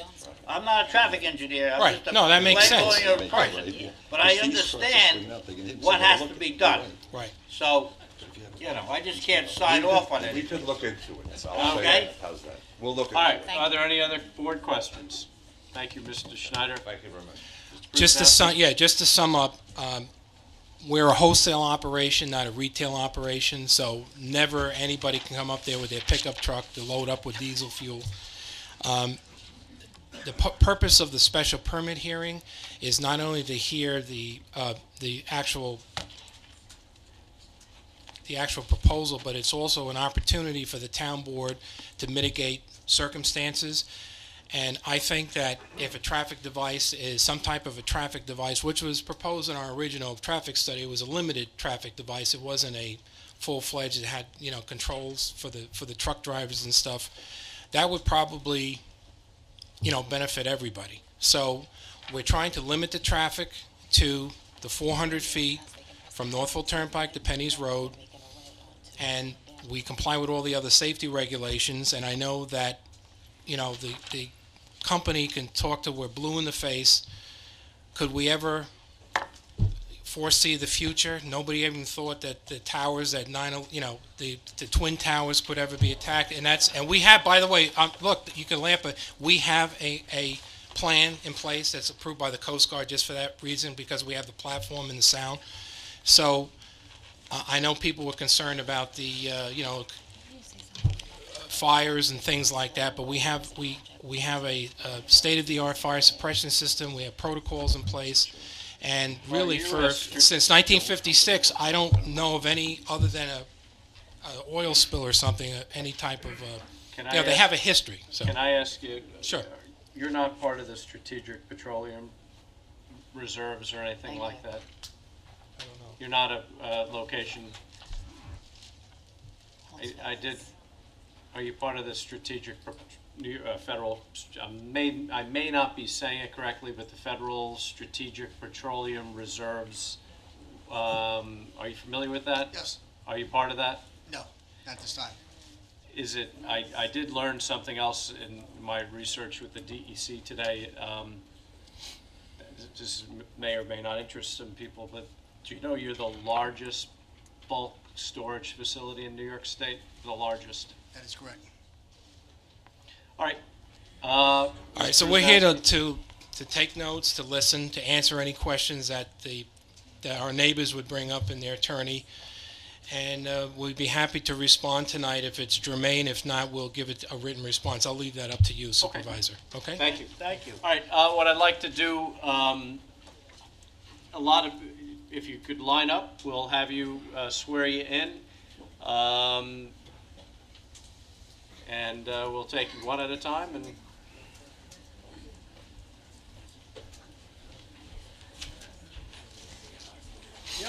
The only thing we ask, if someone ahead of you has stated what you're going to state, there's no sense of restating that statement. that is true. So, we don't want to hear the same statement over and over and over again. You could say If you have something different, then I would appreciate you, right? But not quoting the guy in front of you or the girl in front of you. Mr. Kent. Folks, Mr. Kent is going to speak. Please, quiet. Folks, quiet. Folks, I can't control the hearing if we're all going to talk. So the only people that can speak now are the gentlemen at the podium at the moment and really the town board. So please, Mr. Kent. Well, thank you, Supervisor. An attorney, we don't have to swear you in. Who are you representing, sir? Yeah, good evening. My name is Christopher Kent. I'm from Farrell Fritz. I'm representing the Northville Beach Civic Association, and I appreciate the opportunity to speak before you tonight. The Northville Beach Civic Association is opposed to the United Riverhead Terminal application for special permit to expand a non-conforming use in an area that is zoned residence, A80. The applicant proposes to modify the existing facility that currently receives and stores and dispenses exclusively non-gasoline fuels by converting a 3.6 million gallon tank and a 2.8 million gallon tank to store gasoline grades and by constructing 2 additional 19,000-gallon tanks for storage of ethanol for on-site blending of gasoline to create a gasoline product that will be dispensed from the facility into tractor-trailer trucks that are over 73 feet in length when you take the tractor and the trailer, that will transport the gasoline from the facility on-shore road, along Penny's Road, and onto Sound Avenue for distribution to gas stations on Long Island. The application for special permit for expansion of a non-conforming use is made pursuant to Town Code Section 108.51 that provides standards and criteria for addressing such non-conforming uses, including the extension, the change, and or discontinuance of such uses. And in this instance, there are several relevant issues. By the applicant's own admission, the facility has not stored or handled gasoline for more than 13 years. The applicant's request is to construct additional storage tanks or to change and expand existing non-conforming use by adding gasoline storage, blending, and distribution. The proposal is to modify existing equipment and install new equipment to convert the use of the facility to dispense gasoline grades. Section 108.51C of the Town Code states, no non-conforming use may be reestablished where such non-conforming use has been discontinued for a period of 1 year. The applicant is now proposing to revive the use of the facility for storage of gasoline that ended 13 years ago, and is also going to add blending and distribution of gasoline in addition to the storage and distribution of non-gasoline fuels. This proposal will result in the expansion of the volume of storage, it will result in the expansion in the types of storage, and it will restore a discontinued additional processing at the facility to blend the gasoline and ethanol. It will also increase in the volume of the fuel received and in the volume of the fuel dispensed and distributed from the facility. There will be a different type of customer at the facility, a different type of truck traveling to and from the facility to transport a different type of fuel. That requires a different type of permit for a different type of consumption with a different point of delivery, with different types of associated risks and a very different type of impact upon the surrounding community and your town roads. In reality, the proposal is not the increase or expansion of a non-conforming use because it is a different use. The applicant is proposing a change of use and is seeking to add a new business. Based upon the clear statutory termination of the use of the facility for the storage of gasoline, we question whether it's appropriate for this special permit application to be before the town board. Expansion change of a non-conforming use, in this case from fuel oil to distribution of gasoline or the formation of a gasoline hub, would fall under a different section of the town code, which is 108.51B, which specifically states a lot held in single and separate ownership may be changed to another non-conforming use when approved as a special exception by the Zoning Board of Appeals. The conversion of oil storage tanks to gasoline storage represents a significant change in the nature of the non-conforming use because it's a change in the nature of the business, which requires at very least the review and approval of the Zoning Board of Appeals as a special exception or perhaps a use variance. The proposed use is a discontinued use and therefore a new use. It was the testimony by the applicant at the town board hearing on October 21st that while the subject site had previously been used for the storage of gasoline, the storage of gasoline had been discontinued 13 years ago. The discontinuance of the non-conforming use is therefore must be addressed by section 108.51C. The reestablishment, you can ask me at the end if you want to ask me now, you can. Wait till the end. The reestablishment of a non-conforming gasoline storage at the United Riverhead Terminal is prohibited by Town Code Section 108.51C. Accordingly, the board should deny this portion of the applicant's request. The expansion of a non-conforming use directly adjacent to the Long Island Sound, surrounded by a waterfront beach community of single-family residents, also surrounded by preserved farmland and county-owned parkland, and the historic Sound Avenue corridor warrants closest scrutiny by the town board. Traditionally, this is important because we just talked about this. Traditionally, and they've brought it up many times, traditionally non-conforming uses have received protection in order to allow property owners a reasonable time within which to recoup their investments. However, it is also well settled that non-conforming uses are intended to be phased out over time, as the law affords them a grudging tolerance. The applicant's request to expand and modify the existing non-conforming use is inconsistent with the historic treatment of non-conforming uses and will only serve to extend and expand and perpetuate this non-conforming use. It's time to phase out this use. We have granted them grudging tolerance long enough. In view of the litany of existing water quality impacts, both locally and regionally, it makes little public policy sense to expand the storage of petroleum products directly adjacent to an already impaired water body and surrounded by single-family homes. Accordingly, the board should consider denying the request.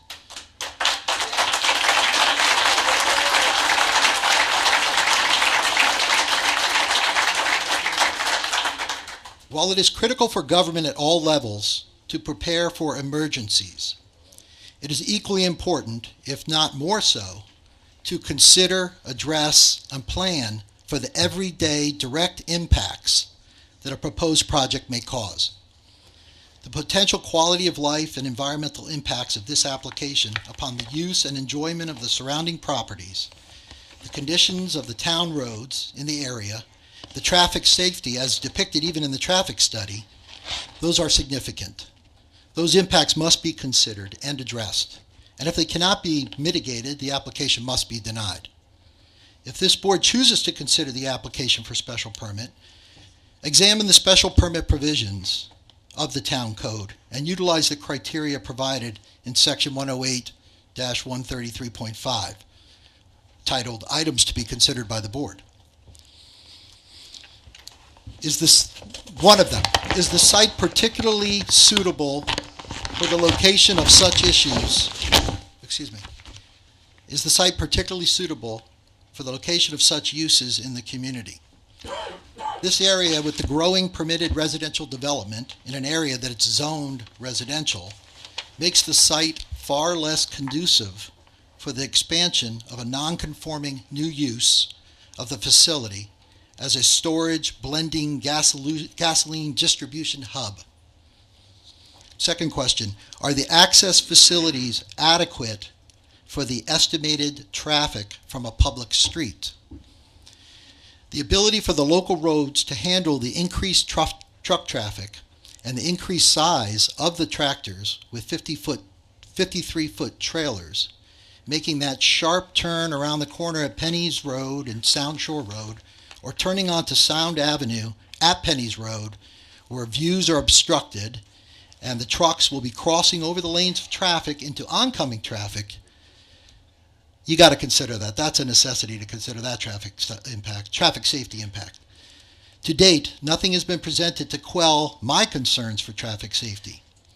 Who is assuming that risk? And at what cost? And who is assuming the cost to improve the traffic safety and maintain and repair the town roads? If you deny the application, none of the shoulders and roads will have to be beefed up. Have adequate provisions been made for emergency conditions? That's a question. I have never seen any type of information from the Riverhead or Jamesport fire districts about their ability to handle volatile gasoline emergencies at this site that's proposed to be stored, and any type of tractor-trailer accident that may occur, either from Penny's Road or from a pothole along Penny's Road. Who knows what could happen? Is the layout of the road system within the site adequate to meet town standards? This has not even been discussed in any great detail by the application or the applicant's submissions. On behalf of the North Beach Civic Association, we ask that the board consider all the foregoing in your consideration of the requests made in the application to change and expand the use of the facility. the impacts proposed by that request and all the justifiable statutory criteria upon which this board can base its denial. One final request, given the fact that we just received the updated information tonight as we were walking in, we ask that you keep the public hearing open at least for another meeting and then adjourn for written comment. Thank you. Mr. Kent. So my question is, and we will leave it open for written comment if it's 30 or if it's 60 days. I think leaving the public comment portion, written comment at this point, I'd rather see more data than more public, written, thoughtful responses. I think that's where we need to be. But here's my question. Is it your position that we really should be hearing this because it has to go to the ZBA first for the reestablishment of a non-conforming use? They would need either a change of use application or use variance, perhaps, Or they can reinstate or a special it? exception. Well, they can reinstate And that would be up to non-conforming. that would be up to the Zoning Board of Appeals to determine whether they considered this a use variance Or a special exception. restatement, or a restatement of a non-conforming, establishment of a non-conforming use, which they do. I think that would be the proper place to establish the use Then it would first. still come back here, though. It would still come back here. But unfortunately, I think you're open to, I'm actually in there, I'm citing case law. So you're open to some possible litigation. And I'm not threatening, I'm just advising. Yeah, yes, go ahead, So John. you found Also ask you a the case that said conversion from gasoline to heating oil? No, I was referring more to the perpetuation of existing non-conforming uses when they're coming in to do an expansion. The case law is clear that they are grudgingly tolerated to be phased out over time. So you don't come in with an application to expand them, especially in an area like this where you have residential uses, and you're perpetuating an industrial B use.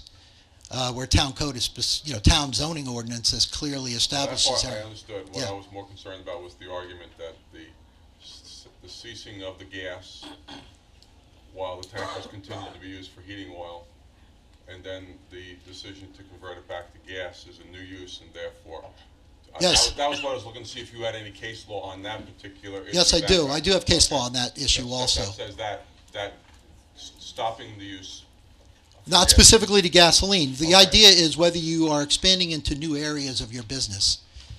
For the instance I can come up with right off the top of my head is a delicatessen that is cooking food for sale on site and then is converting to sale for catering, and they're bringing in more stoves and ovens, where the deli was considered a pre-existing Yeah, but catering non-conforming. is a different use than a deli. So again. Some delis do cater. So, I mean, you can go right here in town and see that. I'm just telling you, I'm sure I could come up with case law, given That's what I was looking for. given That's more why time, and I will submit it. That's what I was looking for. Okay, Mr. Kent. John? Yes. Go ahead. Is this a fuel storage depot? Is the tanks up there, are they considered fuel storage depot? Well, it depends on what type of fuel. Different fuels. No, I'm saying. Different the fuels have definition of different. fuel storage, what is fuel, what's the definition of fuel? Is it just oil, or is it oil, gasoline? What's the definition? That's a good question. You're saying we're expanding the use. If it's a fuel and oil and gasoline are fuel, then how are we expanding the use of that facility? You're creating new customers. That's what you're doing here. This is a different type of product.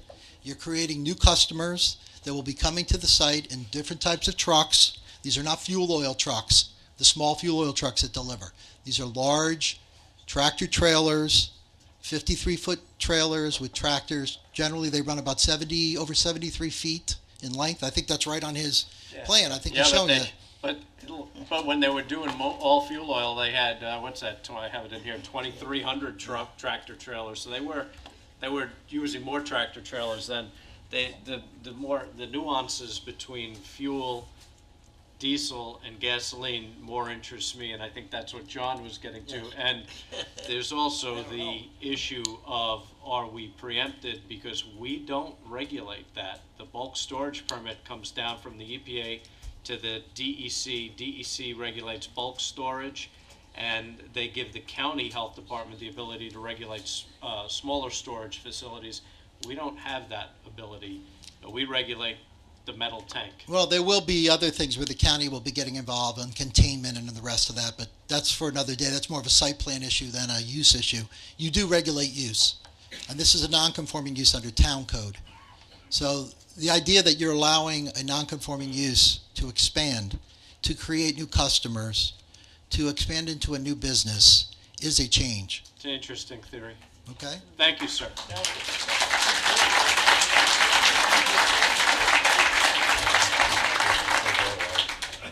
We aren't doing anything but listening at this point, so. How you doing, sir? If you could raise your right hand so we could swear you in. Bob, you want to do that? Swear the testimony about to give the truth, the whole truth, and nothing but the truth, so help you God. I do. Could state your name and affiliation or hamlet for the record. My name is Neil Krupnick. I'm the president of the Northville Beach Civic Association. I'd like to thank you, Supervisor Walter, and the members of the board for once again allowing the people of Riverhead to speak out against this special permit request. And thanks to everyone who has signed our petition, written letters, donated money, and turned out tonight to support our efforts to stop this unnecessary expansion. Before I get to my prepared statement, I have a couple of questions based on United's presentation and Schneider Engineering's presentation. And I guess I'm a little confused. I thought the whole purpose of this continuance was for United and Schneider to come back and answer all of our questions that we had. And we pretty much got a bunch of generalizations. We didn't get any specifics about traffic. I believe, was it Mr. Schneider or just that Mr. Schneider actually said a traffic study is not needed? I believe I heard him say that. After 105, this is the other thing, is because we were talking about what routes they were going to take. These trucks were going to take, and I thought we were going to get specific answers. I believe Mr. Schneider said that after 105, some trucks will head east on 25 on Main Road. No, that's not what he said. He said He said they'll head east on 25 after 105. 105 to 25 and head east. Okay. Okay, and where will they go when they head west? They would go down Northville Turnpike to 58 and take 58 to the expressway, or 25 if they're staying. So we're going to be introducing the trucks onto Route That's 58. what he said. They could also take 105 down to 24. Right. Well, I thought that Schneider and United were going to be providing answers for us so and this tell us how. This is what we're going to do. We're not going to testify here. Okay. You're going to ask your questions. To the extent they can answer them tonight, they're going to. Right. If they can't answer them tonight, I will ask them to put it in writing. If This is if they don't put it in writing, we will just assume they can't answer the question, and that's not good for them. So ask the question, they'll take notes. I'm going to have them come back up at the end for one final answering of questions, and whatever they don't, we will ask them to put in writing. Well, and the fact that they haven't even done a traffic study, we can't react to that. That's the exact reason why we want to keep this public hearing open. We need answers before we can respond. And we're not going to get answers tonight, obviously. So, ask the questions. So, anyway, I'd like to dispel the notion that this proposed expansion is an altruistic one and that it's somehow all about emergency gasoline. In a letter to the board dated August 21st, 2014, Scott Cam, the general manager of United, wrote that the project was initiated after the response we received from government officials during Superstorm Sandy, who were looking to resolve the gas shortage problem we had on Long Island. Mr. Cam repeated this claim to the press, saying the terminal had received several requests from government emergency response officials during and after the storm, asking us to supply them with gasoline. In that same article, Supervisor Walter, you said this is a direct result of Hurricane Sandy. Last October at the public hearing, Mr. Cam testified, although we haven't stored or distributed gasoline for several years, we were prompted by government officials and emergency services following the aftermath of Hurricane Sandy. And he brought it up again later in the hearing, just to, quote, get that on the record. Well, unfortunately, Mr. Cam did not get the entire story on the record. I don't doubt that government officials talked to officials at the terminal about emergency gas storage. But the fact of the matter is that our state government reached out to numerous facilities all across the state as part of its $10 million strategic gasoline reserve, which is what you were asking about. This was a competitive solicitation, and naturally United wanted to be awarded the contract. Ironically, the contract was awarded to the original owners of the terminal, Northville Industries, which are located in Holtzville. This is the press release from Governor Cuomo talking about the gasoline reserve and announcing that Holtzville was awarded the contract. Norfolk Industries is expected to hold 3 million gallons of fuel for motorists and first responders on Long Island. In addition, the federal government's Department of Energy is storing 500,000 barrels of emergency gasoline in New York Harbor. So in other words, should there be another possible Sandy, Long Island will have gasoline. The determination that Holtzville would be selected as the location for emergency gas storage was made in October 2013, almost an entire year before United applied for the special permit and told the press, the town, and this board that they were applying on the behest of the government. They had to have known that Norfolk Industries was awarded the government contract, but still they persisted on repeating and repeating the idea that they were expanding because their government needed them to. And they said it again tonight. Now, why would they do this? The answer is very easy to guess. They knew their facility was in the middle of a residential zone, offered zero benefit to the town of Riverhead, and they expected there would be opposition to greatly expanding their industrial operations purely for business reasons. But that's what this is. It's a business decision, part of a very large plan, and one that would have a huge impact, negative impact, on the North Fork if it's allowed. United Riverhead Terminal is owned by billionaire John Catsimatidis, who splits his time between his apartment in New York City and his oceanfront home in East Quogue. Mr. Catsimatidis also owns a house next to the terminal right here in Riverhead, but for some reason he does not appear to live there. 30 years ago, Mr. Catsimatidis purchased a Pennsylvania oil company with a personal check for $6 million. It was a very smart move. By 2012, net sales for United Refining came in at $2.7 billion for the first 3 quarters alone. And that's when Mr. Catsimatidis began expanding his empire. First, he bought the terminal in Northville. A year later, he purchased Metro Fuel Oil Corporation, a deal that included a large terminal complex in Brooklyn and a smaller one right here in Calverton, and he renamed the company United Metro Energy Corporation. Mr. Catsimatidis was not finished, however. He bought a near-complete biofuel processing plant in Brooklyn that will eventually be the largest in the Northeast. In April 2014, he purchased from the Hess Corporation Direct Energy Business's entire heating oil holdings in New York City, giving him contracts to supply an additional 8,000 locations. The acquisition of Direct Energy officially positioned United Metro Energy Corp. as, quote, the largest heating oil and motor fuels distributor in the New York City metropolitan area. But what did the acquisition of the terminal in Riverhead mean? Alarmingly, according to Forbes, Mr. Catsimatidis reportedly said, "We're not making public what we intend to do with the terminal." However, it's not too difficult to connect the dots and figure out what their intentions are, especially when you follow the giant green metro trucks that have been coming in and out of the terminal in increasing numbers all winter long. Mr. Walter, I believe you said you followed a truck from Sound Avenue to Epcal. I've seen them go there as well, and so have a number of my neighbors. I've also seen these trucks headed west on the Long Island Expressway. Connecting even more dots is Paul Miller, the creative director of the advertising firm who works with United Metro. He said they are, without question, the largest full-service energy company on Long Island from Manhattan to Montauk. Describing Metro's Epcal storage facility, he said, it's right at the end of a commercial rail spur that goes from the heart of New York City all the way up to the spine of Long Island and terminates on their property. It's an ideal location for expanding into Long Island, and that was a pretty amazing move. He summed it up by saying, it's really like a 3-cornered hat between Riverhead, the Pennsylvania refinery, and then Calverton and Brooklyn. They're in a unique position, and they have the financial support and wherewithal to make it happen. Now, I have nothing against Mr. Catsimatidis personally. In fact, I admire his rags to riches story, from owning a couple of grocery stores to amassing a net worth of $3.1 billion. It's pretty impressive. But if Mr. Catsimatidis were actually to spend time on the North Fork instead of the South Fork, I think he would see that this particular corner of his 3-cornered hat is quite different from his facilities in Pennsylvania, which looks like this,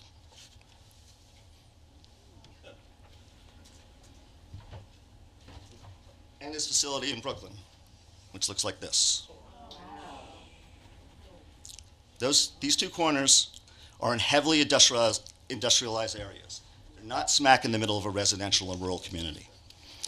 So what will be the impact on the North Fork should this expansion get approved? I'll let some more qualified people speak to the environmental and safety hazards this expansion poses, but I can talk about the impact on our rural roads. Just as United repeatedly told everyone that the expansion was all about Superstorm Sandy, representatives also repeatedly have said that the impact would be minimal because they were only expecting about an additional 12 trucks per day. They also claimed at the hearing in October that the addition of the expected 12 gasoline tankers would be offset by a decrease in oil trucks. But as I've already mentioned, we've been witnessing an increase in truck activity from the previous years, not a decrease. And these large oil tankers are in addition to the small mom and pop home heating oil trucks we're used to seeing out there. If you take 2 weeks off for holidays, the expected 12 new trucks add up to, at the very least, well over 4,000 additional trucks a year. To give you an idea of what kind of impact that would have on our roads, the United States General Accounting Office conducted a study that determined that one fully loaded 18-wheeler is equivalent to the impact of 9,600 cars. So 4,000 new trucks would have the equivalent impact of nearly 38,400,000 cars on roads that are already in badly need of repair. And I'm told the town barely has enough money to properly repair our roads as is. Now, we've been told by the DEC in Albany that the airport has not yet been permitted, contrary to what Mr. Pruzanowski told the press back in September and what Mr. Camp said today. But if it were approved, it would allow for the delivery of 504,000 gallons of gasoline per day. That would mean United could potentially run not 12, but 42 trucks per day, or about 14,700 additional trucks per year. Let's compare URT's 4,000 to 14,000 extra trucks per year to the scheme we all just learned about last week that would send 3,000 trucks off of I-95 in Connecticut, across the ferry, and onto Main Road in Oregon. That proposal was met with universal horror by residents, state, county, and local officials. Gio Woodson, Riverhead's highway superintendent, was quoted in Riverhead Local as saying, "Our local roads just aren't built to handle that weight." Woodson also said he and Councilwoman Giglio have been discussing the idea of imposing an 8-ton weight limit on Sound Avenue in light of the expansion plans of the terminal in Northville. New York City and the surrounding boroughs have size and weight restrictions. In fact, certain gas trucks are not even allowed at all because they have the tendency to flip over. If they're no good and unsafe for New York, they're certainly no good for Norfolk. Mr. Walter, you were also quoted in the same article as saying the I-95 to Orient plan was, quote, dead on arrival. And you continued, the town of Riverhead actually has the power to stop this, and we will use that power accordingly. We could and would put weight limits on Sound Avenue. I have a very, very simple question. If 3,000 additional trucks are dead on arrival, why are we even considering 4,000 to 14,000 additional trucks?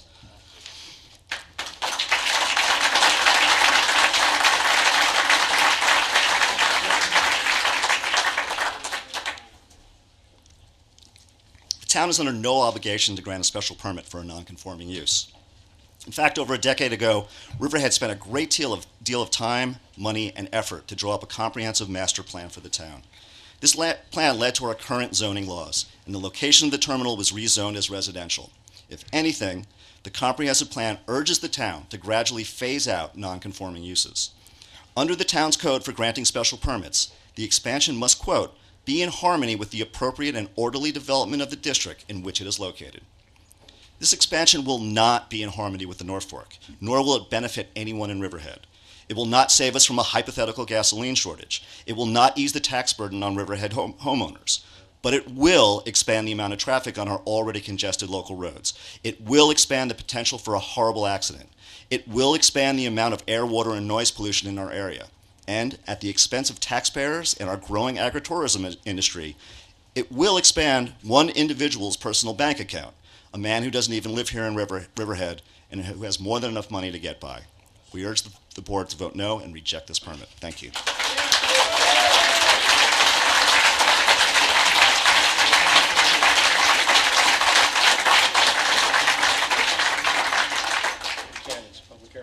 If you would state your name and raise your right hand.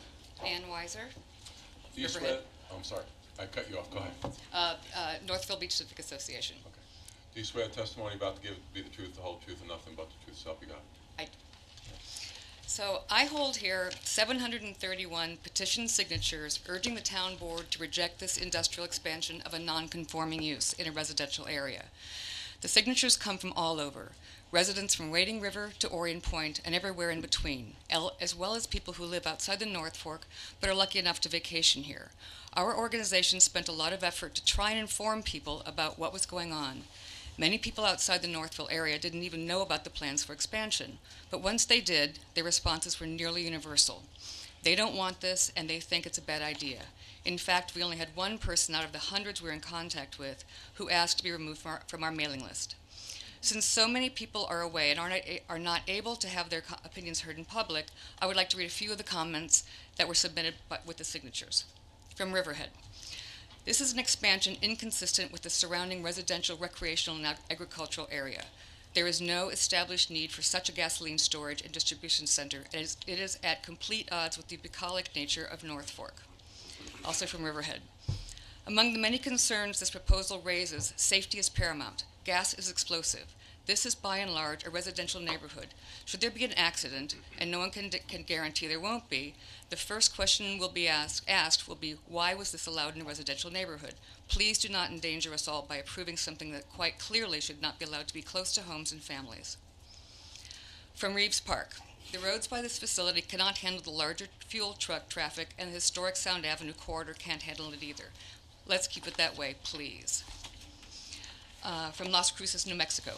As the granddaughter of Horace J. Wells, long of 99 Sound Avenue, Riverhead, New York, I am horrified by such blatant disregard of the special nature and significance of Northville, its history, and its current residents. What is destroyed can never be recaptured. The town of Riverhead must recognize a mess of pottage when offered, and refuse to barter away the precious birthright that is the waterways and beaches of Long Island Sound. Please don't sell out. And finally, also from Riverhead, this town has an obligation to protect its residents, local agricultural businesses, and visitors to the North Fork. These roads were not intended for the amount of traffic that now crowds our local roads. Accidents have become more frequent and more deadly. Please do not approve any change that would have the flammable tanker trucks sharing these roads, endangering the livelihood of our local vineyards and farmers and the lives of residents and visitors. Thank you. Thank you. We have the next speaker, please. Next speaker. Good evening. Raise your right hand. State your name and affiliation. Chris Kaplan-Walbrecht, farmer and member of the Northville Civic Association. You swear the testimony about to give to be the truth, the whole truth, and nothing but the truth? Yes, sir. As a farmer and a resident of Penny's Road, the first thing I see in the morning when I pull out of the driveway is the tanks, and often the last thing I see when I'm driving home at the end of the day is a truck pulled into the opposing lane as I'm turning from Sound Avenue onto Penny's Road, and it happens weekly, if not daily. So that definitely is a concern.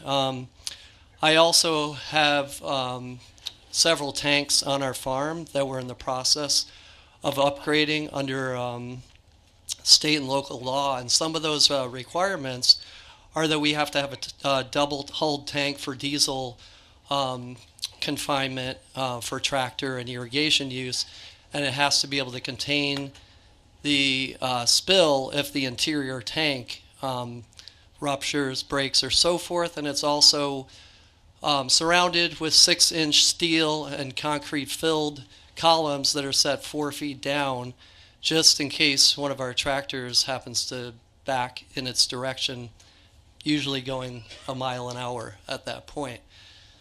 I looked recently into we do have some antique tractors. I'm a farmer and owner of Garden of Eve Certified Organic Farm. So we definitely are concerned about some of the issues with environment, with leakage of fuel, with the containment and proper containment, and also the monitoring of water in that area, since we draw our irrigation water, drinking water, from the same aquifer that runs under the storage facility.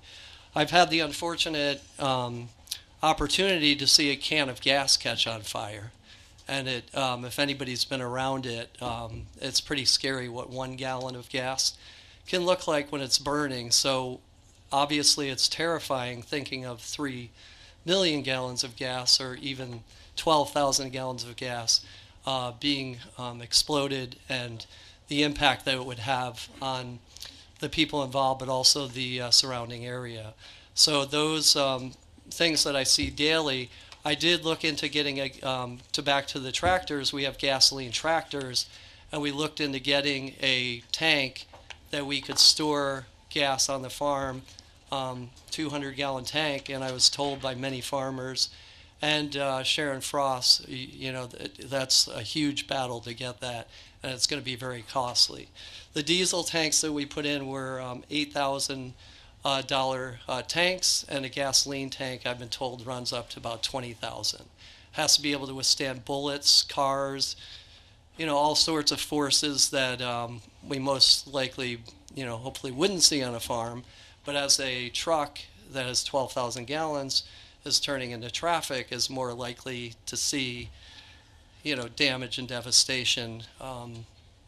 So it raises fear that we're dealing, with a potential environmental and public health threat. And to conclude, the way that I look at it is that if oil sales weren't down and efficiency wasn't down, and new fuels like solar and wind and natural gas weren't being used more often, we wouldn't be talking about the expansion of the storage, because they'd be filled with oil right now. So, I think, we need to look at that is proof that they are looking at sales down, and let's turn over another product that we can make some money on. So I ask that you, the board, I appreciate all the time that you're putting in this evening to hear the comments, and that you act on the members of the community and not the interests of one large company. Thank you. Thank you. Before we go to the next speaker, how many folks want to speak tonight? Raise your hands. Okay. We're going to take a break now, because we've got to use the men's room and the ladies' room. We've been at this 2 hours and 10 minutes. We'll be back at I guess 9:20. We're going to take your comments. We didn't set up limits. I'm trying not to limit anybody's comments, but as you can see, you're going to start to see some repetition, so we want to try to get through everybody as quickly as possible. Before we break, because he may leave, I just want to ask the last speaker one question. Sir? Chris. The last speaker. Councilman Dunleavy has a question. Right. What government agency gave you all those requirements for your tank? I believe we worked with Sharon Frost from, it used to be, it's Natural Resource Conservation Service. The DEC? But the county actually, okay. I think it's County Department of Health. I'm sure they were inspected by the county. Yeah. And the county must have said to DEC they're okay, they can get a permit. So all your concerns about the double lining and all this stuff has to be done with those tanks up there. It is. Okay? It's different permits. All right, it's 9:20. We'll be back. I apologize, folks, but it's been a long time already. I'm writing down all the differences in the conversation, so my pages are getting very long. Everybody's repeating. We have 3 people from the city. I got more listed. Jim, I have more listed. No, I have written down and I'm trying to write down. I mean, environmental was one, traffic was one. The fact that the guys are doing Traffic is absolutely irrelevant. Traffic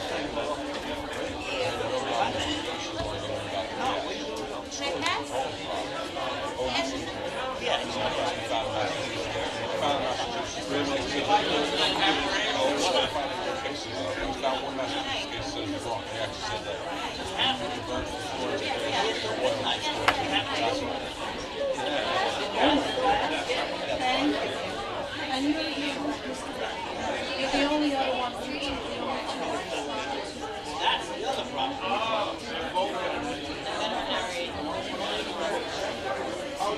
Yes, I'm just saying, thank you for. I don't know if you're serious.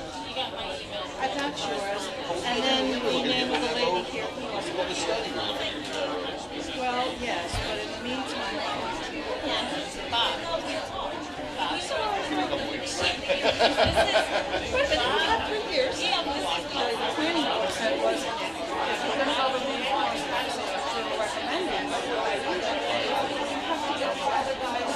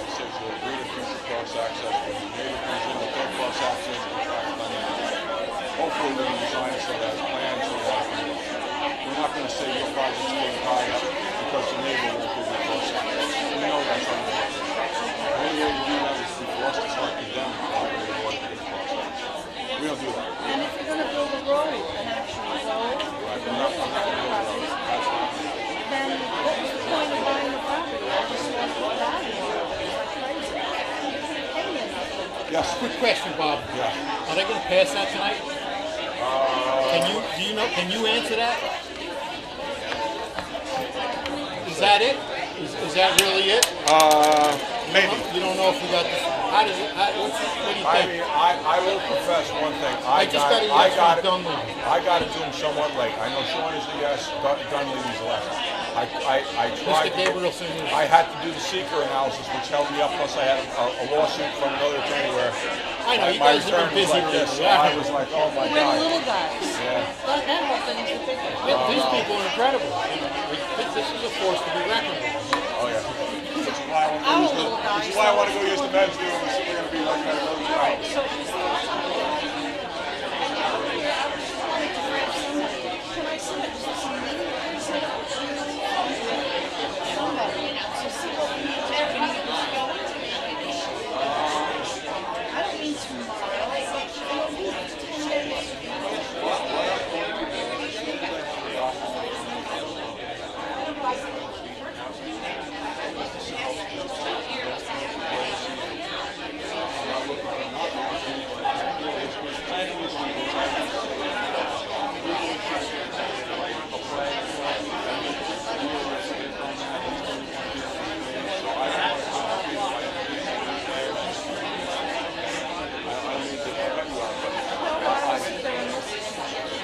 Well, it's not even, that's not the issue.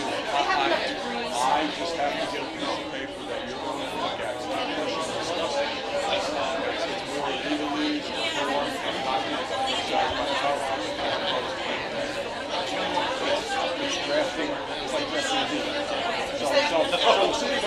Somebody named Jeff said that the easement wasn't surrounding the dam.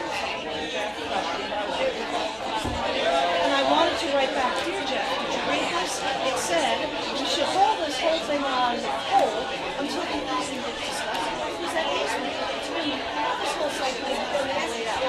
Read that, Jeff. Listen, I don't want to belabor this. One, I really got to use the mentor, otherwise I'm going to go 3 right years, here. I will wait to hear that. Give it a week.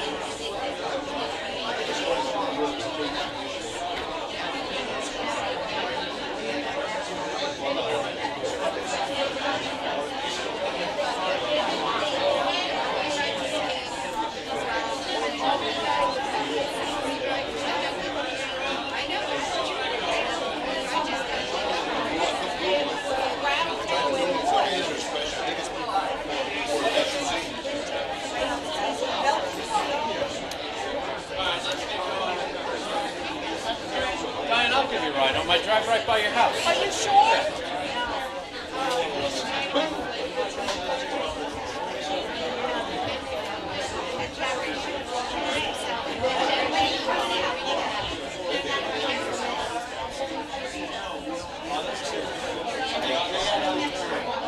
Are they on the ground?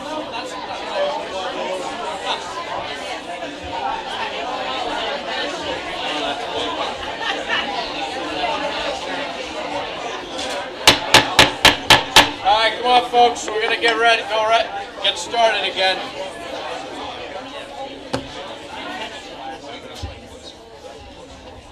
Supervisor gets tired and goes to bed at 9 o'clock, so this is a late night. All right.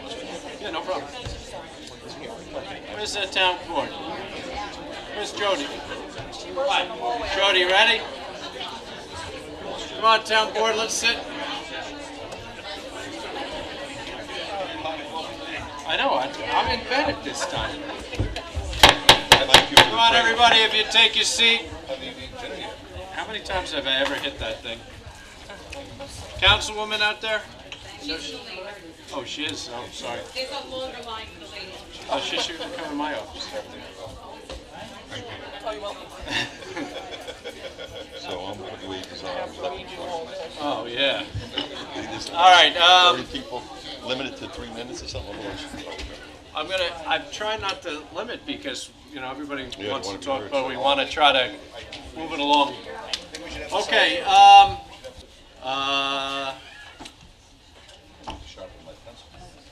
guess the ladies' room is not as efficient as the men's. There he is. She's coming. All right, Tara, we ready? John, don't fall down. No, the chair moved. Did you pull a chair? No, I would never do that.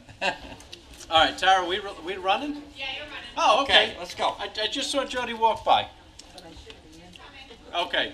Sir, go ahead. State your name and affiliation, and let's get a sworn statement from you. Sure.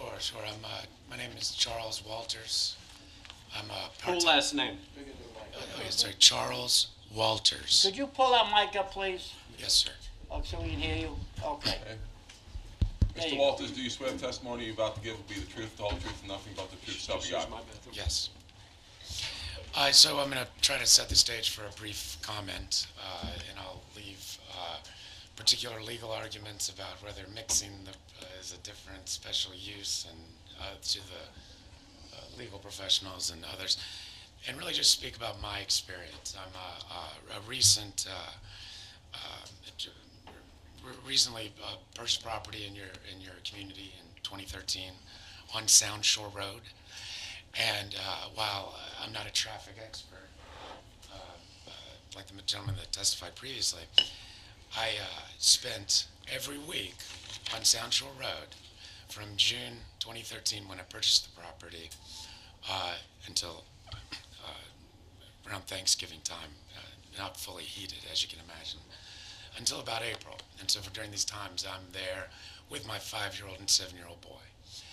And we exit down onto Penny Road, and it's a very sharp turn, which I was disappointed to see that there was very little in the report about how that would be handled. I've been behind tractor trailers on that. I've been there when there's cars trying to skate around the tractor trailers, ill-advised, but I don't know, the tractor trailers do seem like they're trying to do their best job. But to Councilwoman Giglio, and I apologize, Giglio. I heard a couple different pronunciations. And Councilman Dunleavy, that when, per his study, the tractor trailers are going to have to swing out onto oncoming traffic. Now, from someone that is on that road, anywhere from 6:30 a.m. till 9:30, 10:30, weekdays, weekends, winter, summer, you can have very light traffic and have things hugely stack up because of the confusion coming off the Northville Turnpike and then to the farm use garden, which can attract a lot of cars and a lot of activity. And then right on Penny Lane, where I've sat behind tractor trailers for up to 10, 15, 20 minutes with on a Tuesday at 9:30 when you wouldn't expect it, while they're waiting for enough traffic time to then pull onto oncoming traffic, so they have to wait. It just is a big snarled mess. And so 1, 2 extra trucks, 3 extra trucks. I would urge the board to, this is serious stuff. It's going to impact my family, us coming, safety. Let's get a real traffic study here that we can look at and really make sense of. There's even comment, someone refreshed my memory as I was reading through the October, where he talked about the height of trucks could look over bushes or see over bushes on clearance and things. I don't know. I'm a small business owner. I have a technology firm and a food service firm, and I migrated from North Carolina to this area, and so I'm understanding of commercial interests, and we got to make things work for the overall economy. But I do feel like that the type of attraction of agritourism that's grown in the area, the migrant workers from Manhattan that have come to pick berries and strawberries, that I think we want to probably encourage, is more consistent with the usage currently as opposed to what's being there. And I find the traffic study, I look at it and I don't know what to say, except for I need more information, and I would like for the traffic study folks to explain how I look at it like technology. People call me up with the computers are slow. If I printed out a report and said, computers are running really fast on average over the year, well, that's at 1 a.m., 2 a.m., when nobody's on. And the real times we got to look at this are peak usage in my industry, 4 p.m. to 8 p.m., maybe in the mornings. Same with traffic. It would seem to me especially if public safety is a concern. Turning on to oncoming traffic, things are a mess now. One more truck a day. You know, I have grave concerns. Thank you all for your time. Thank you, sir. Thank you.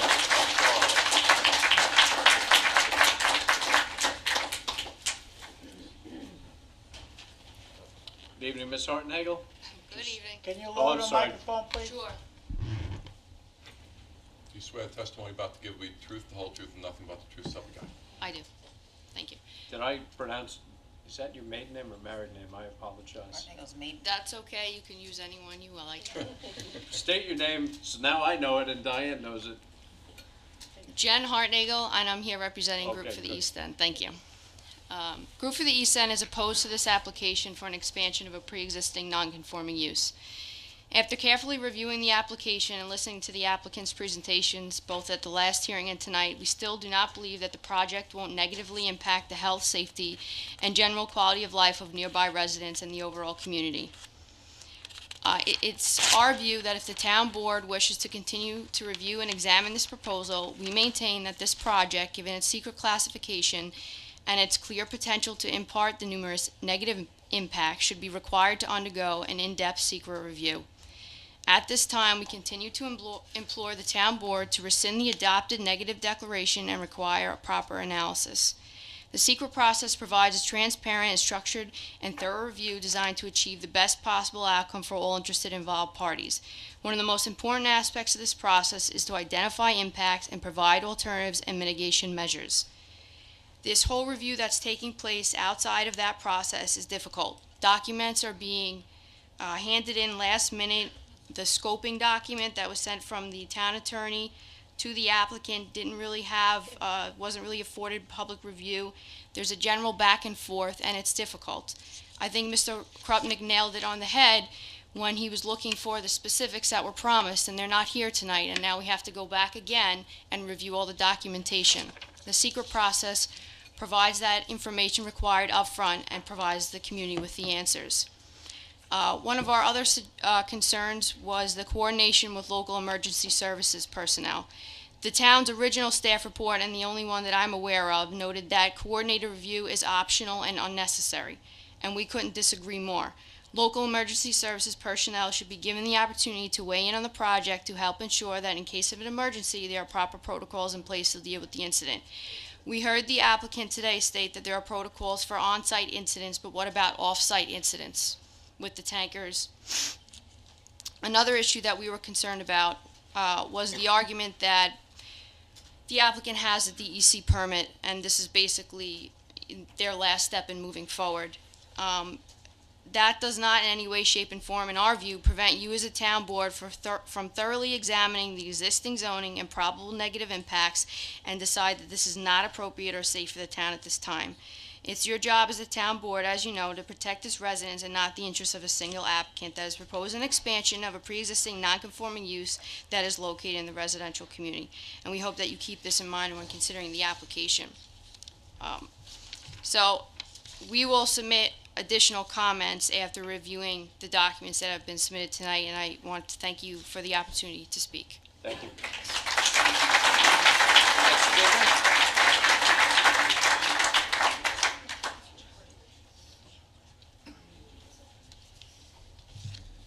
Evening. Good evening. Okay. You swear the testimony about to give will be the truth, the whole truth, and nothing but the truth, so help you God? I do. Thank you. My name is Phil Barbado. I live on Manor Lane. I'm here representing the Riverhead Neighborhood Preservation Coalition. You said, I think rightly so, that you're interested in hearing what the residents have to say. That's something that you're going to be using in your decision making. You also seem to be deferring a lot to the New York State DEC on decisions that they've made in making your decision. But I just want to point out something that you may already know, or I just want to put it down here, that it's this town board that has the responsibility above and beyond anything else. What the residents want, what the state DEC approves, it's the town board's responsibility to ensure public safety and to protect our fragile environment here in this town and to enforce the town code. So these other factors, while they may be important, they may be interesting to you, That's not your primary responsibility. I think if we look at this project and try to figure out what it really is, and if you look at the URT's own website, you can pretty much get a good idea what's going on here. They're trying to position this terminal as a regional facility. Not only do they take in a lot of fuel, they also transfer it at their dock. They store it temporarily, pass it back on to barges, and truck it or bring it all over the region here. This is the objective, is to make this a regional petroleum facility. Today it's gasoline. Who knows what it's going to be tomorrow? And once you say, okay, we'll let you have this one, what's to keep them from saying, okay, we want to have more? So I think that's the objective that the applicant has, and I think we want to keep that as something in front of us.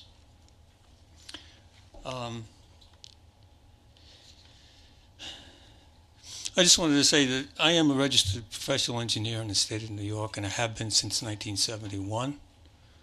I was also an employee of the New York State DEC for 17 years, and I visited facilities like this. I signed permits for their continued operation. I even denied a couple. The fact that New York State DEC approves something does not abrogate town, county, or anyone else's jurisdiction. So you don't have to say, okay, if the state DEC is going to allow storage of gasoline there, we can't say anything about it. You most definitely can. The state is just approving the facility itself and whether or not it has secondary containment, the materials that it's made out of are proper, the air emissions are being controlled, the inspections are being met, and so on. It has nothing to do with town zoning, which is your responsibility. The other statement that's been made is that federal regulations somehow require them to store ethanol so that they can mix it with gasoline. I think if you already had the approval to store gasoline and distribute it, then you've got to mix it to federal standards. But the federal government is not telling URT that they have to mix and store gasoline. That was the impression that was given earlier. It's not true. And as far as the changes that are being considered, as was mentioned, I think, by Mr. Kent and Mr. Krupnik, the change here really includes 2 new tanks being retrofitted so that they can contain gasoline, not fuel oil. Anyone who's been involved in emergency response knows that fuel oil is not gasoline and vice versa. Gasoline is a very explosive substance and it's a very hazardous substance. Fuel oil is hard to light with a match.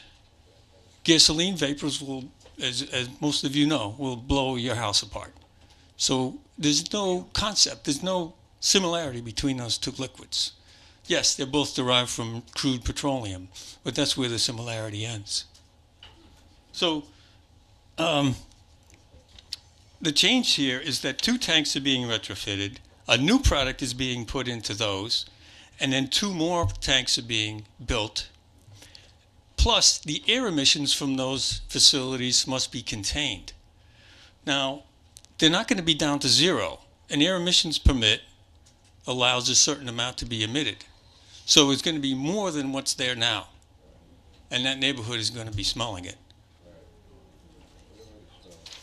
Okay.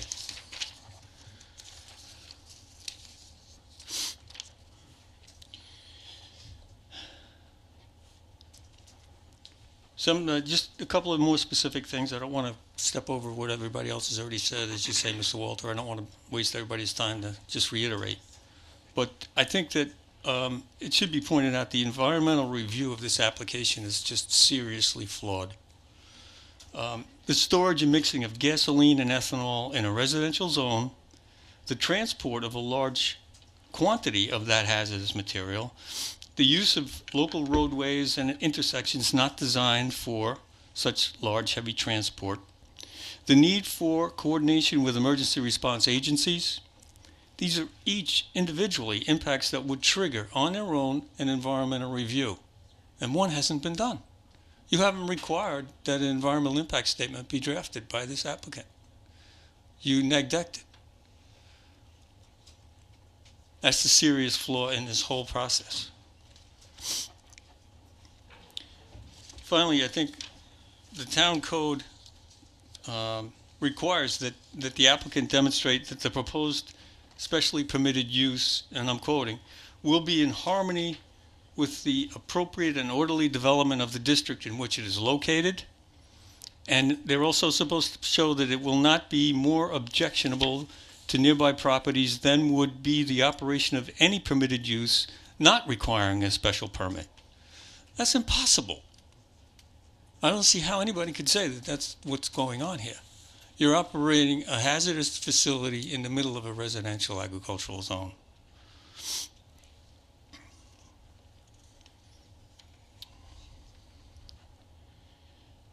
I guess basically that's all I had to say. I just wanted to wrap it up by saying that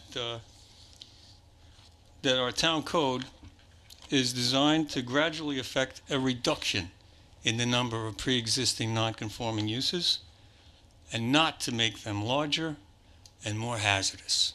And I urge you not to allow that to happen.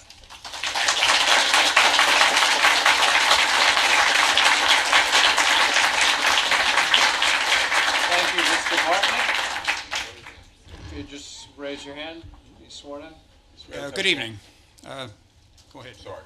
You swear testimony about to give the truth, the whole truth, nothing but the truth. I do.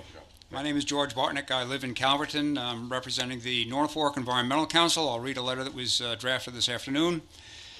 United Riverhead Terminal, URT is proposing, we know this already, the installation of two 19,000-gallon tanks for the storage of ethanol and the reintroducing the storage of up to 154,000 barrels of gasoline, a use which was discontinued at the Northville Terminal over 13 years ago. With the proposed reintroduction of gasoline, importation, and storage, URT is effectively applying for approval from the Riverhead Town Board for a non-conforming use in an area of Riverhead that is zoned strictly as residential. It is the position of the NFAC that the storage of gasoline and ethanol and the operations of mixing these volatile substances on site and transporting them from Northville has the potential of significant negative impacts to the environment and the surrounding community. Concerns of the NFAC include gasoline spills in the process of unloading from ships, leakage of gasoline from the aged storage tanks and or during the mixing process, significant increase in the potential for fire, increase in truck traffic on two-lane roads that were never designed for the intended type of trucks that will be required to transport the gasoline.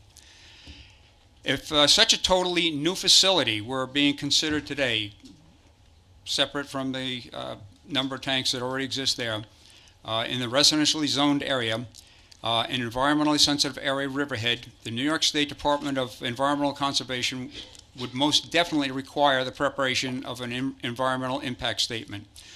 At the very least, the town board should view the storage of fuel oil and storage and mixing of gasoline as two separate uses, thereby requiring the Riverhead Zoning Board of Appeals to consider granting the a use variance for a URT for the storage and mixing of gasoline. Riverhead Town Code states that when considering an application for a special use permit, that the town board will consider whether, quote, operations with any special use will not be more objectionable to nearby properties than would be the operations of any permitted use not requiring a special permit. End of quote. Another quote, the site is particularly suitable for the location of such use in the community. Next, from the town code, quote, the hazards or disadvantages to the neighborhood from the location of such use at the property are outweighed by the advantages to be gained by either the neighborhood or the town, end of quote. And another quote, the health, safety, welfare, comfort, convenience, and order of the town will not be adversely affected by the authorized use, end of quote. The North Fork Environmental Council asked that the town board carefully consider these criteria during their deliberations of whether or not to issue a special permit to URT for the storage, mixing, and transportation of gasoline. There's one other thought. This is in addition to the comments from the NFEC here. Everybody needs gasoline. Everybody uses gasoline, granted. The argument for the storage of gasoline at Northville, of course, is that if there ever were another need like the once-in-a-lifetime, hopefully not more than that, type of storm like Hurricane Sandy, that the terminal could provide some kind of an ability to ease the need of gasoline on Long Island. Granted, that is certainly an argument, but I think that the town board also realizes their primary responsibility is to the residents of the community, the people of Northville, and the environment of Riverhead. Thank you very much. Thank you. Thank you, George. Next.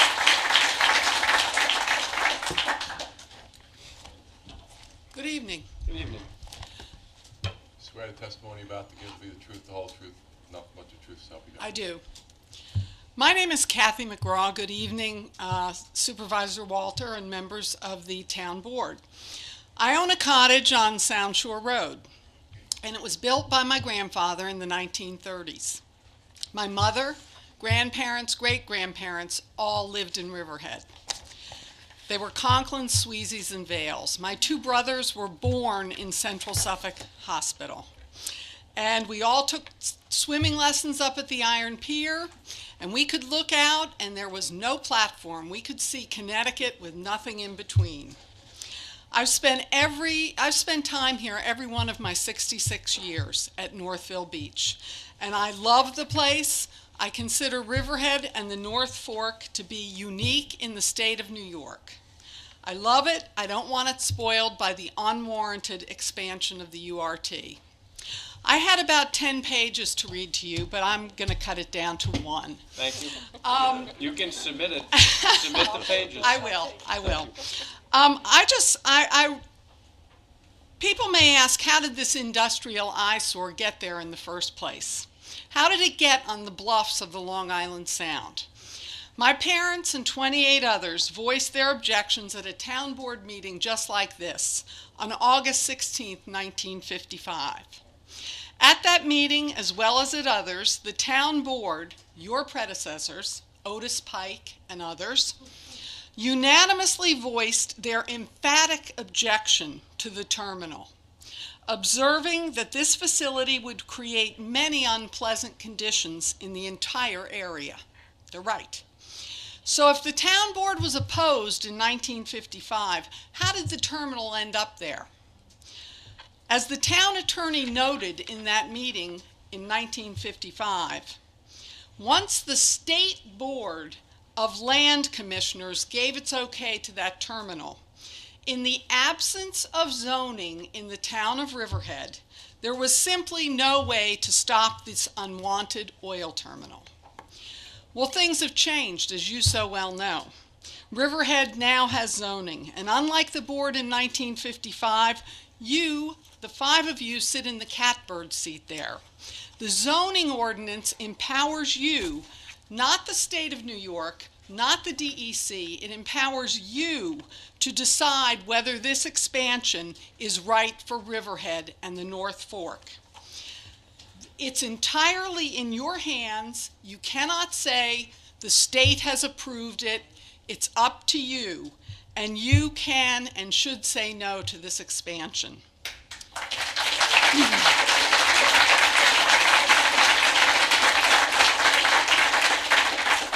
On the issue of the air permit, I went to the DEC and I got documents, and I called Albany, and I learned that there are 2 permits that are at issue here. There is an air state facility permit that Mr. Cam was talking about earlier, and that facility needs that permit in order to operate. There is also a Title V air permit, and that is the permit that is looking at the changes that the URT is seeking in order to implement its gasoline expansion. That permit has not been approved. It will be coming out for public comment, and a legal notice will be in the paper, and it has not yet been approved. The person I spoke to in Albany is Mark Lanzafame. But whether it's approved or not, you all still have the power under the zoning laws to deny this expansion. We're talking about a really dramatic expansion. I don't know where the URT comes up with this 12 truck number, because if you look at that air permit, as Neil stated, it allows 504,000 gallons a day to go through that terminal, which equates to about 50 additional trucks. We're talking about a man who has an empire, and he is not going to limit this to 12 trucks when he has a permit that allows 504,000 gallons.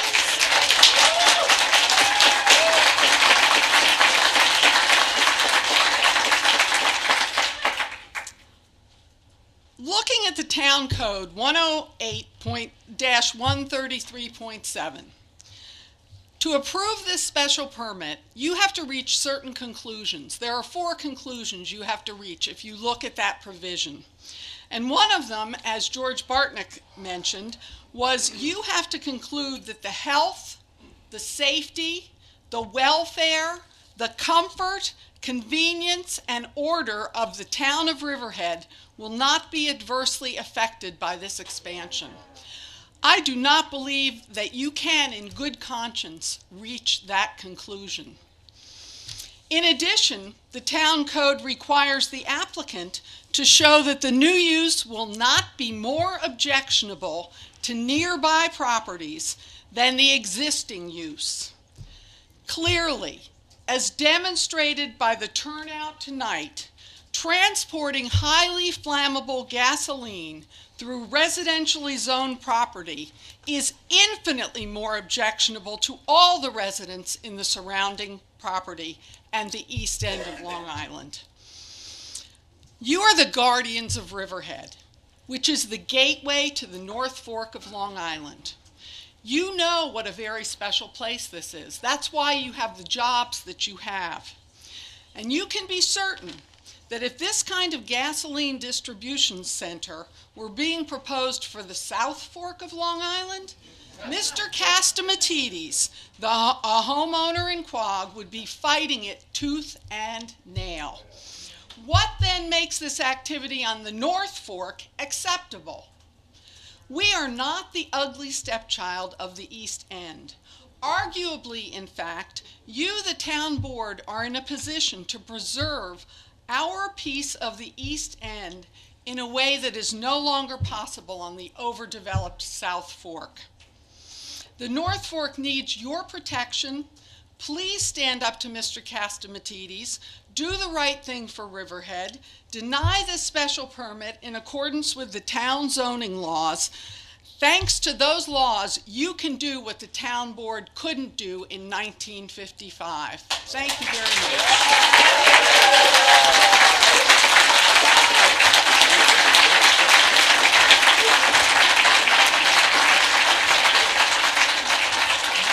Now that's a tough act to follow, Yeah, it sir. is. So you better step. I'm married to her. You better Sit down. You might want to sit down now. Go ahead, sir. Swear testimony about to give me the truth, all truth, and nothing but the truth. I do.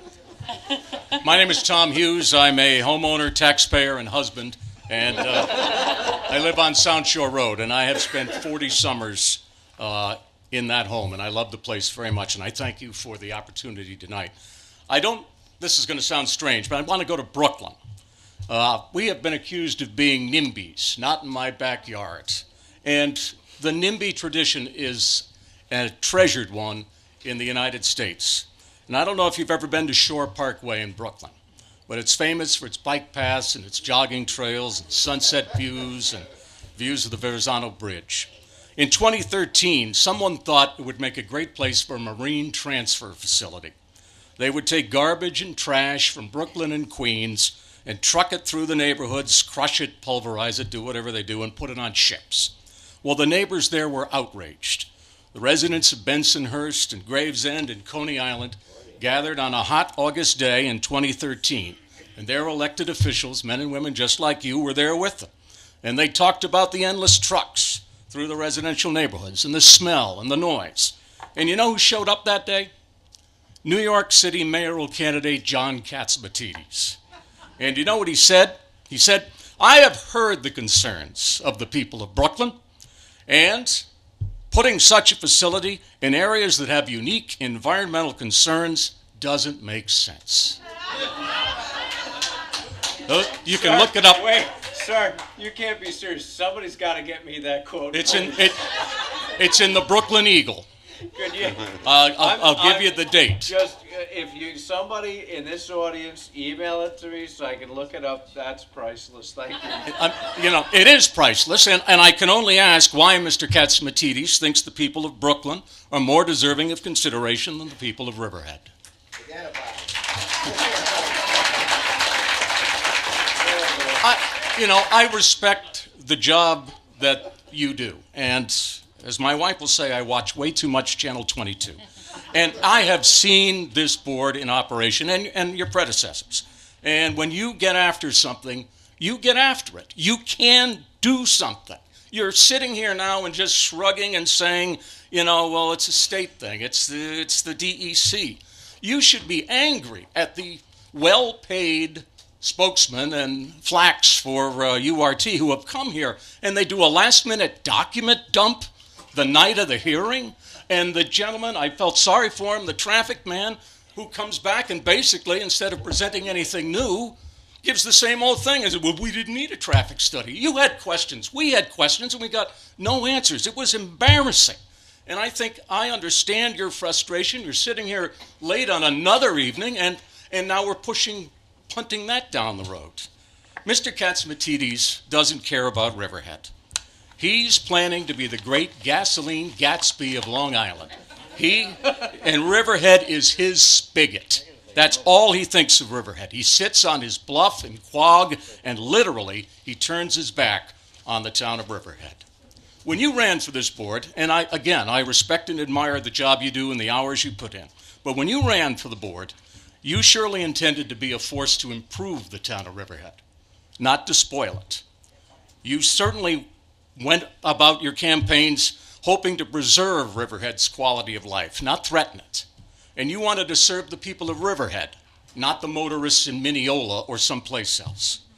You have to agree with the statement that was made that this is a unique and beautiful place, and a project like this makes no sense at all where they've got it planned. Those are Mr. Katsimatidis' words, and I endorse that message.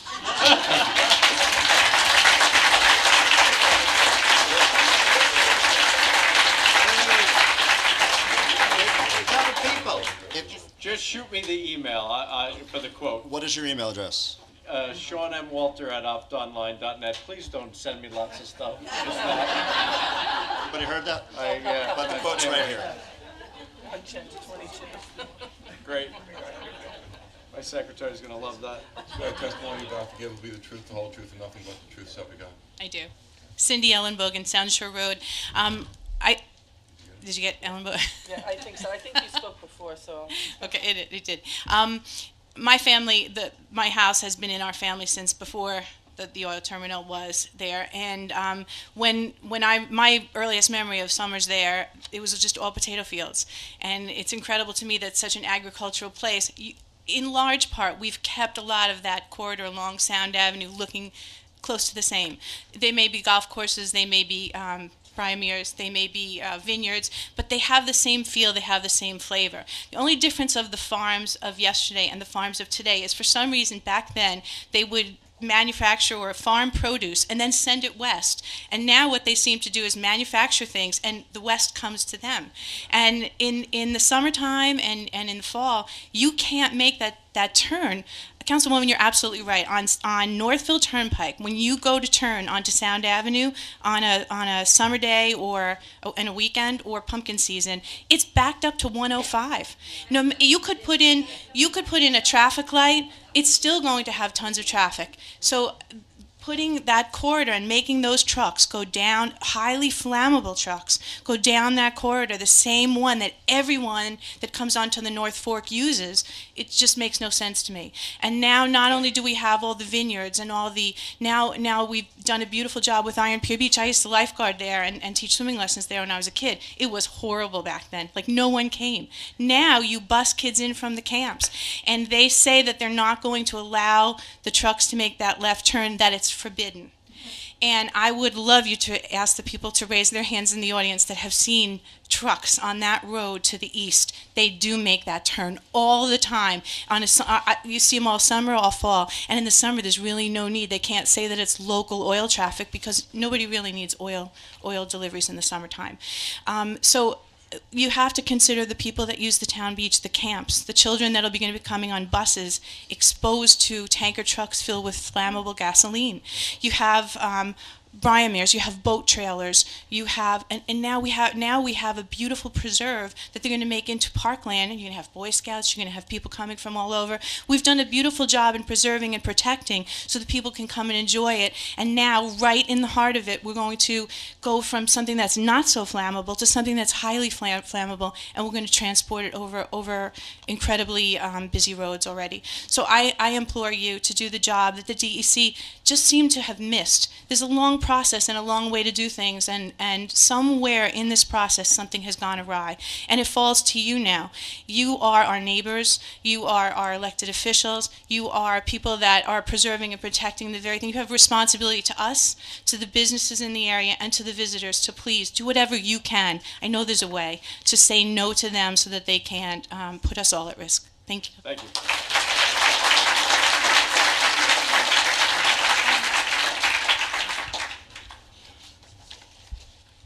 Hi, Bernadette Moran.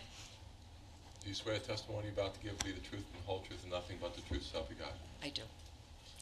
I've been living in the Northville community for the last 16 years as both a summer resident and then as a year-round resident for the past 10 years. I've seen many changes occur on the North Fork, both good and not so good. But I love this area. I love the community and my friends, and I really think I wouldn't want to live anywhere else. The United Terminal has gone through a few changes during this time, but they have always been respectful neighbors within the community. And when asked about concerns over the years, they have been quick to reply or explain their motives to the Board of Trustees for the Northville Beach Association. The community in Northville has lived with these oil trucks and the 18-wheelers for many years. Although not always happy about meeting one of these behemoths on the road, we have all managed to coexist. The prospect of introducing at least 12 or more 18-wheelers per day to the plant leaves me greatly concerned and upset. At least 2 times over the past few months, I have had to stop on Sound Shore Road, traveling west, so that an 18-wheeler could make its turn from Penny's Road onto Sound Shore Avenue. I'm glad I was observing the speed limit. I have also noticed while following an 18-wheeler driving south on Penny's Road that the truck swerved into the left lane to make its huge turn onto Sound Avenue.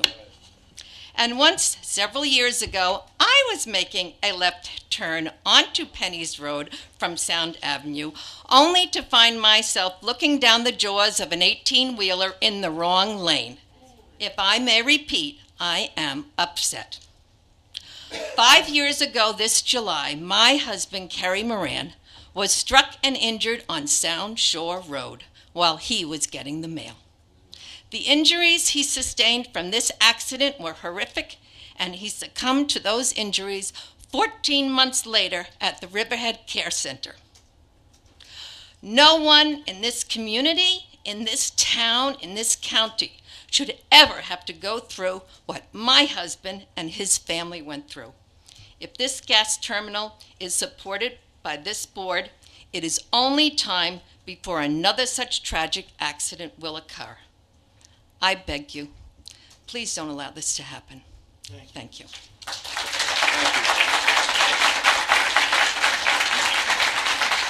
Next speaker.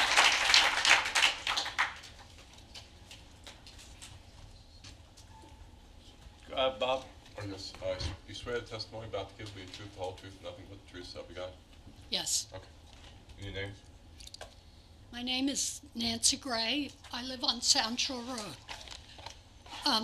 Dear members of the town board, I'm writing you again because I'm so concerned about an increase in the number of large tractor-trailer trucks coming and going from United Riverhead Terminal's facility on Sound Shore Road. My previous letter of December 6, 2014, was regarding tanker trucks using Sound Avenue and Edward Avenue en route to and from the Metro facility at EPCAL. Now I have also noticed tanker trucks from multiple different companies hauling fuel from the Northville depot. I'm giving you some specific examples that have dates, approximate times, and names of trucking companies where available so they can be tracked. On February 24th, 2015, my husband and I were returning from errands in town around 10:30 a.m. We passed a large tanker truck that had just turned south onto Northville Turnpike from Sound Avenue. It had a silver-colored tank with no writing on it, and we were not able to catch the name of the cab as it passed. Soon after we turned onto Penny's Road, another large tanker truck, and these are the large 18, 20, whatever wheel trucks, not the little home heating oil trucks. A large tanker truck was coming from the terminal heading towards us. As the road was narrowed due to snow accumulation, and the truck did not appear to slow down much, if at all, we had to almost come to a full stop, pulling way over to the right as the truck passed us with its wheels on the yellow line. This was a Quag Sinclair tanker truck. When we came up to the turn onto Sound Shore Road from Penny's Road, a tanker truck with the name Apollo on its tank was coming down the hill, making the turn at the same time. Again, we had to pull way over to the right, and this time actually speed up to avoid a possible accident, as the oil truck was clearly over the yellow lines well into our lane on the turn. On February 26, 2015, I was on my way to the town board work session at about 9:30 a.m. when I came up behind a tanker truck parked half on and half off Sound Shore Road, just at the beginning of the curve that starts downhill, the downhill portion of the road leading to the turn onto Penny's Road. This is a very dangerous curve with a history of accidents. When I pulled up behind the truck, the driver was standing next to the truck, removing his jacket. He put the jacket into the truck, got back in the truck himself, and drove around the curve and down the hill.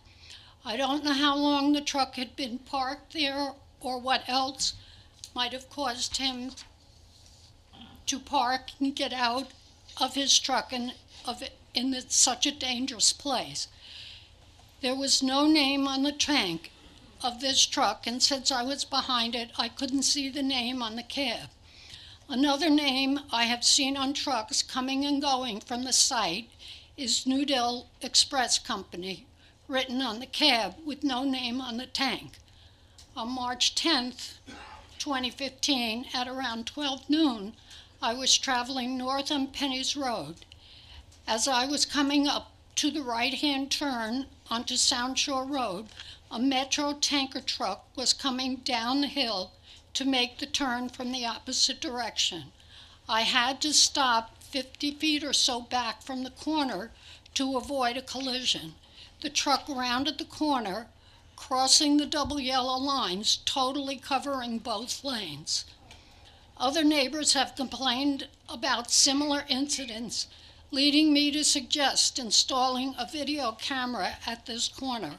Hopefully, it would encourage the truck drivers to slow down, and if not, would record the dangers they present. I truly feel there is an accident waiting to happen here in Northville. In my opinion, these trucks were not operating safely in these road conditions with all the recent snow and ice. The Highway Department does a great job keeping these roads cleared, but they are tertiary or maybe even quaternary rural roads not meant for trucks of this size or weight. I strongly oppose the granting of a special permit to allow for an expansion of this type of truck activity with an even more dangerous cargo on these rural town roads. Once the snow and ice are gone, everyone will be out walking on these roads again. Then what? Respectfully, Nancy Gray. Thank you.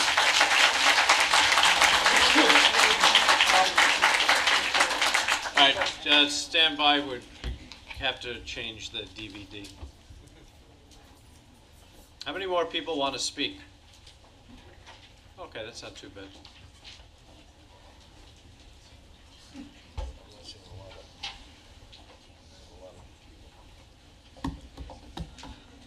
Still awake? 9 o'clock that time? Barely.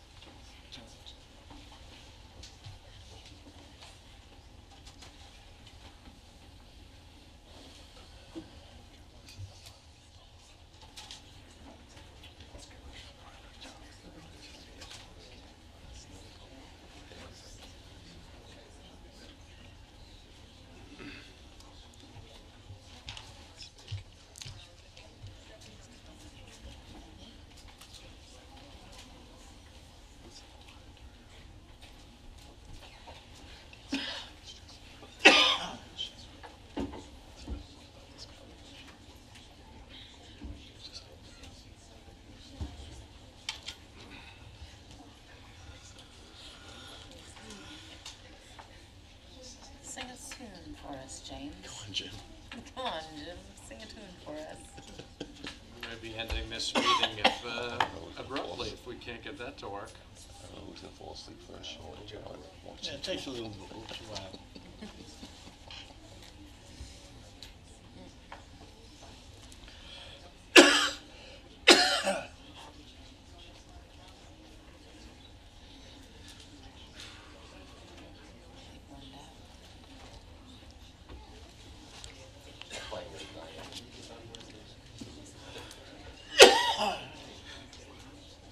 And I don't think there's tapes in them. What's that? It's not working. It's not working. When did it stop working? 4 hours ago. No, not that long ago. At least we have the tape. The young lady from cable, are there tapes in that? And you're up to date with it? You keep switching them? Okay, thank you.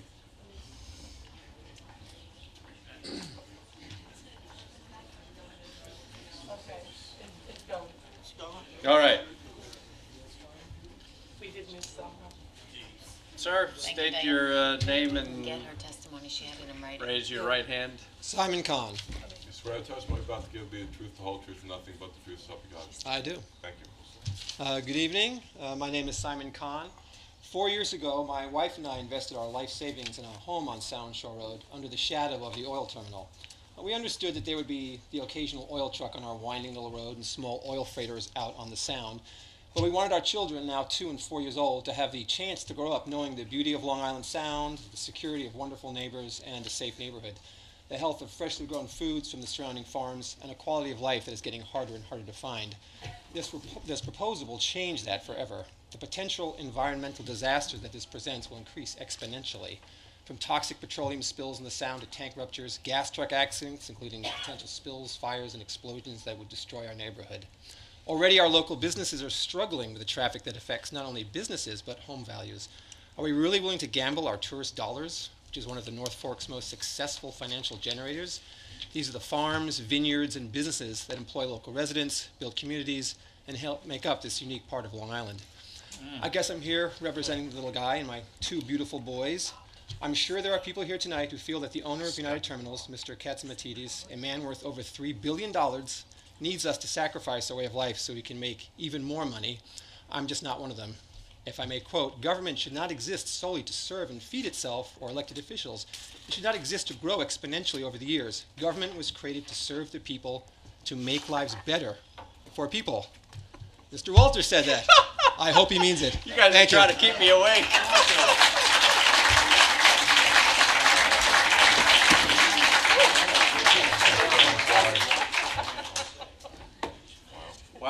Live from Brookhaven. Live from Brookhaven, Mary Ann Johnston. I'm president of the affiliated Brookhaven Civic Organizations, and I'm here to support our neighbors and our sister civics to the Dr. Second, east. do you swear the testimony about to give me the truth, the whole truth, and nothing but the I truth? always do. Thank you. First of all, thank you very much for allowing me to speak, and I can't say how deeply I'm impressed by the passion, the knowledge, and the intellect brought to you tonight on this very issue. I came here largely uninformed, and I left tonight. When I leave, I will know what this story is. We're a smart lot in Riverhead. You certainly are, at least on this side.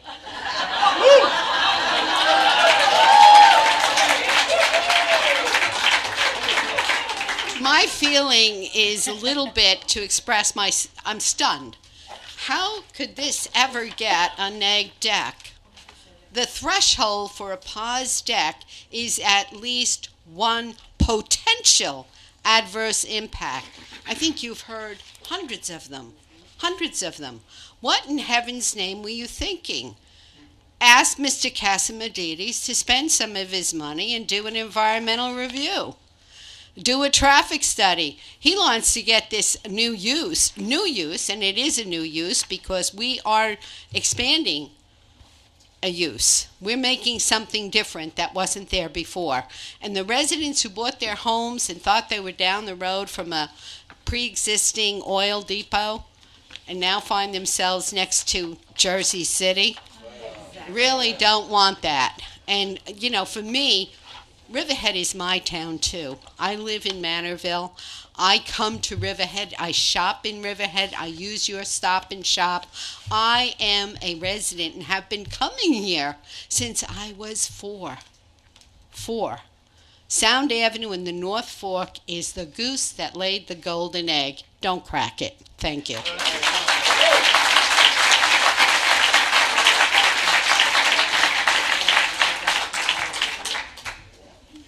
Yes, Mr. DeVito, Bob? Yep. Do you swear the testimony about to give will be the truth, the whole truth, and nothing but the truth? Yes, I do. Angela DeVito, I'm here this evening on behalf of the South Jamesport Civic Association, and I came in support of our neighbors in Northville in opposition to this measure that is before you.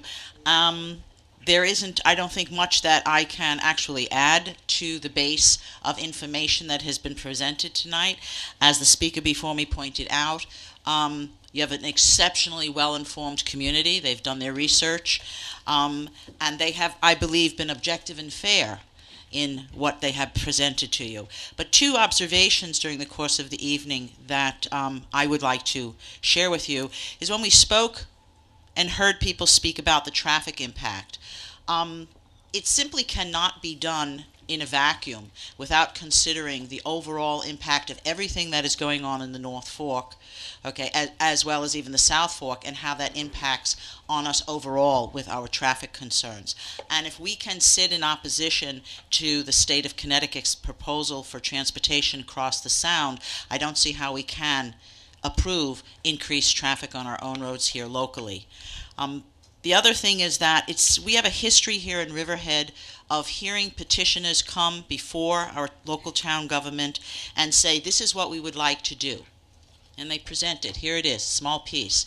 But behind them is a huge plan for something else. And they come in and a slice at a time, they take it away and they keep asking for more and getting more. And they sit on the precedent that gets established each and every time a slice of that loaf gets given away.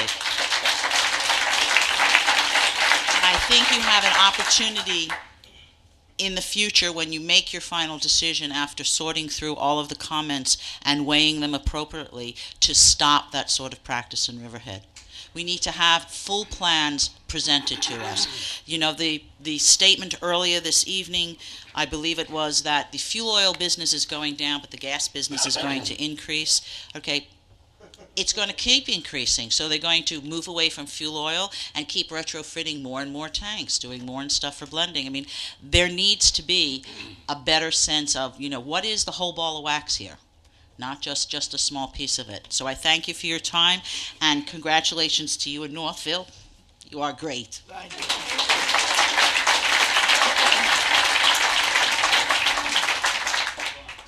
Swear the testimony about to give will be the truth, the whole truth, and nothing but the truth, so help you God?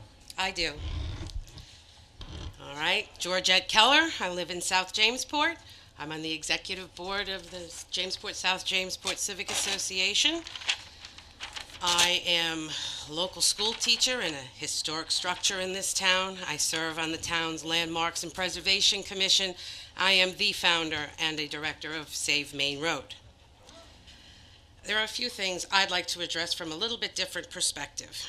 First of all, I'll make it easy for you. I say ditto for Chris Kent, Neil Krupnick, Jen Hartnagel, Phil Barbado, George Bartnick, Mrs. McGraw, her husband, Mr. Hughes, and all the other residents who've already spoken tonight against this petition for a special permit. So that's the easy part. The next part is a little more difficult for me. I understand how difficult your job is. I've watched you all do it for a long time. I've seen things I like, and I've seen things I really don't like. And you know that because I'm not usually too quiet about it. So I'm here tonight to say a little bit more. Any conversation to add a stoplight on Sound Avenue is unacceptable.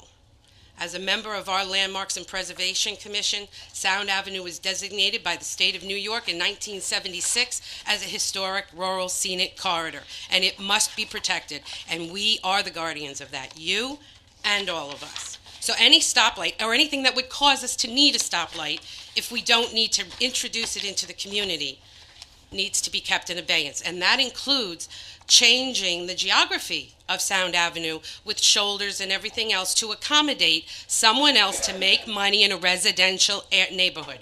Granted,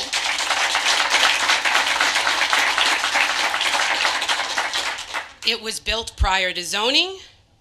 The population was different then, but this is 2015.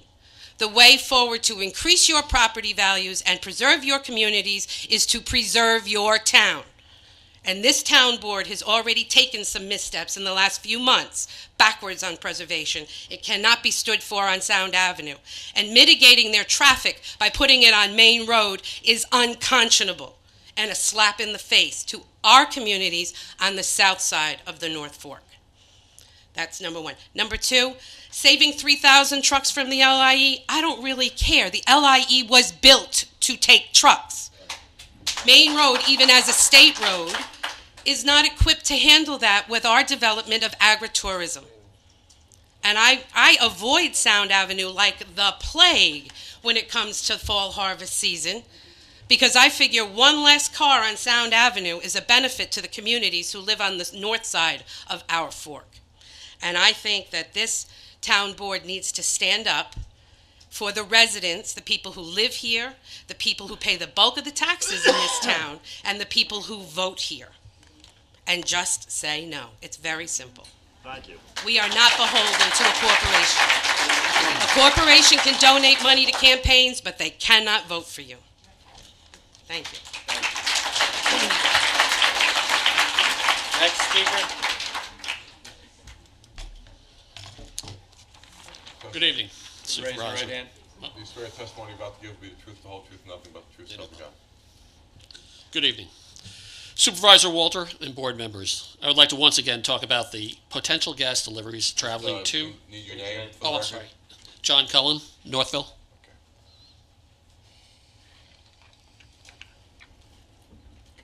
All right. Sorry, excuse me, I'll start over. Supervisor Walter and board members, I would like to once again talk about the potential gas deliveries traveling to and from United Riverhead Terminal. I am also embarrassed to admit I have reviewed the October 21st, 2014 public hearing on tape probably more than anyone in this room. There were many comments made that night I would like to address. First was Victor Pershowski twice said he would reach out to the Northville Beach Civic Association. As of today, he has yet to speak to our president, vice president, or any of the 12 trustees. David Culver, the URT's engineer, also said there would be the need for a new additive tank on the premises, other than the two ethanol tanks that they're proposing. Yet he never mentioned how big this tank would be, or it would also include a flammable content. I believe everyone knows that since URT has purchased the terminal from Phillips 66, things have changed dramatically as far as oil leaving the site. When Phillips were the owners, we rarely saw large tankers at the terminal, and now they seem to be there daily. And some days, over 10 Metro tankers will be seen coming and going to the facilities and leaving to Calverton and to Brooklyn. We are also aware of the traffic report did not go well for United Riverhead Terminal, and several suggestions were denied October 21st, including the use of West Lane, Edwards Avenue, and Route 58.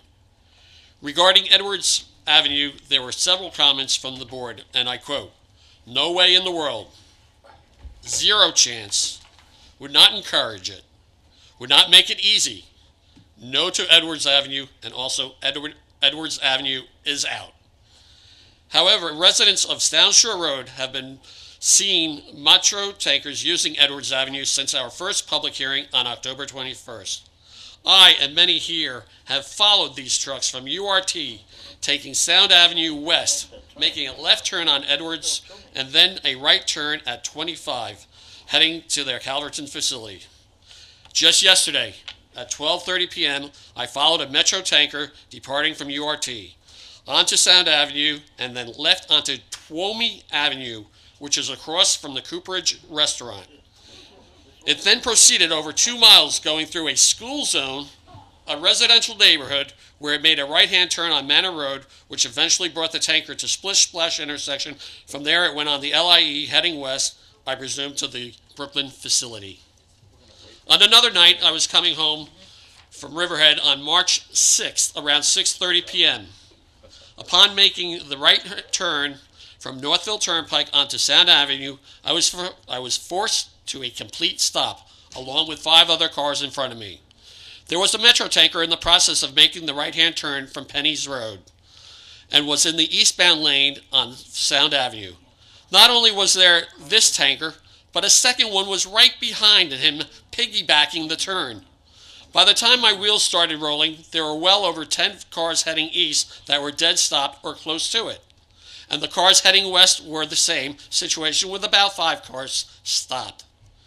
During the October public hearing, we all heard the general manager of United Terminal say, "I can control the trucks from using Edwards Avenue."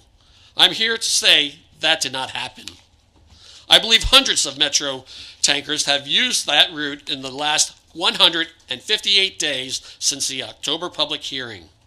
During the public hearing back in October, the phrase, "it only takes one," was said by both Councilman John Dunleavy and the general manager of the terminal.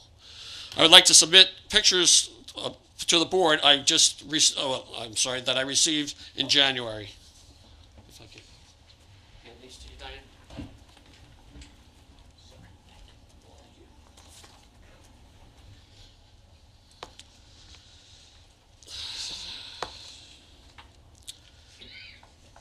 Okay, I'm sorry. I received January. On Penny Lane, in January, a Metro tanker on Penny Road blew its engine coming down the steep hill from Sound Shore Road. The truck was towed away, and the Metro team placed kitty litter over the spillage, but the following day, I followed an oil slick I presume was from the tractor that went all the way to Home Depot. I Googled how much oil goes into the type of tractor, and it was into a Mack tractor trailer, the pulling engine. It was 11 gallons, and thought it was a good thing it was only a blown engine with the oil and not anything worse that would leave larger damage. I'm concerned if there was a gas I'm concerned if there was a gas terminal and an accident occurred in our town, the absence of a hazmat team could be crucial. I recently sat down with Fire Marshal David Andrzejewski. Getting better. Yep. And he told me that the closest hazmat teams were located in Southampton and Brookhaven, which are both 20 miles from Route 58 Circle and are both serviced by volunteers. You can only imagine the amount of time it would take for a hazmat team to arrive to a situation. Based on the few examples I have included here tonight, I hope you agree it does not make sense to have gasoline travel from the northeast corner of Riverhead to the west. A billionaire like Mr. Castamitis has to take chances to be successful, and this is a chance I hope he loses. Thank you for your time. And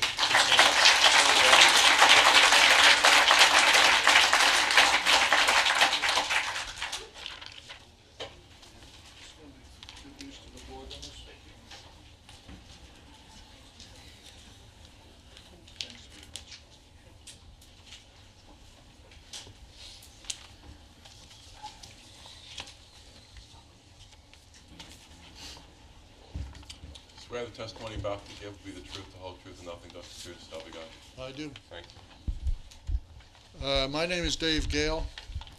I'm here representing myself and my wife, Noel. We're residents of Gardner, Massachusetts, and we own a home on Sound Shore Road, Riverhead, since 1997. We bought the house from our family. My parents owned it since 1947, and they bought it from my aunt and uncle back in 1939 when it was constructed. I've presented each of you with a package that contains 3 letters. I will be talking about the first letter this evening. The second letter is being presented to you basically to save me the postage, because I wanted that to be a letter that was done within the 30-day comment period that follows this meeting. And the third letter is a copy of one that I wrote for October's meeting. Basically, I just wanted to make sure you had a copy still. So, the first letter reads as follows. Dear Supervisor Walter, attached to this letter are 2 lists. The first, entitled Incidents and Accidents, is a listing of events reported on in media outlets, including national television, local television, newspapers, and the internet, and by Sound Shore Road residents since we became aware of URT's application for a special permit to become a major gasoline distribution center on the east end of Long Island. The second list, entitled Incidents in NBCA History, represents actual situations occurring during the lifetime of the Northville Beach Civic Association, founded in 1955. You may look at these lists and feel that some of these events are not germane to the URT situation, but in fact they're all relevant. The common thread amongst all these situations, specific to the oil terminal or not, is that they all represent areas of concern to the residents of Sound Shore Road and the greater community of the North Fork. The list is long. Oil on Northville Beach, tanker truck crashes, rollovers, spills, fire department response times and water pressure problems fighting fires, Riverhead Town's hazmat preparation, above-ground storage tank leaks, pipeline leaks, oil smell and odors, oil clouds and puffbacks, fires, potential explosions, leaks of flammable fuels when filling trucks, potential light and noise pollution with an expanded facility, oil spills due to valves breaking, which is on the last list under the date of 1990. What's going to be the impact on the tanker traffic coming in? More, less? We've not heard anything about that. In the last 7.5 months that I've been following this, there have been a total of 21 incidents and accidents, or basically 3 a month. There have been 24 incidents recorded in the 60 years of NBCA history, or about 1 every 2.5 years. This oil and gasoline business is a dirty, dangerous business. Leaks endanger our aquifer and our precious Long Island Sound. Fires endanger our houses and properties. Tanker truck rollovers and fires on Sound Avenue, the route that URT's tank trucks are already taking, would present traffic nightmares and damage the North Fork's thriving agritainment business. Note that the danger of tanker truck rollovers is increased by the speed at which traffic already flows on Sound Avenue and by today's careless drivers, texting, phoning, passing on double lines, etc. URT will tell us they have all the safety procedures in place, so none of these things will happen. But they do happen, and they will happen again. People make mistakes and systems fail. We are human after all. There's a lot at stake here. The Riverhead Town Board saw fit to argue against the establishment of the oil terminal in 1955. They lost that battle to a decision made in, I thought it was Albany, because there were no zoning regs in Riverhead at the time. This time around, there are zoning regulations in place, and the people of the town of Riverhead have made their feelings known. The entire Northville Beach area is zoned residential in the town's master plan, including the URT property. Your town board has the opportunity to draw a line in the sand with its decision. Do not approve the URT expansion. No more commercialism in our residential neighborhood. It's the right thing to do. Thank you.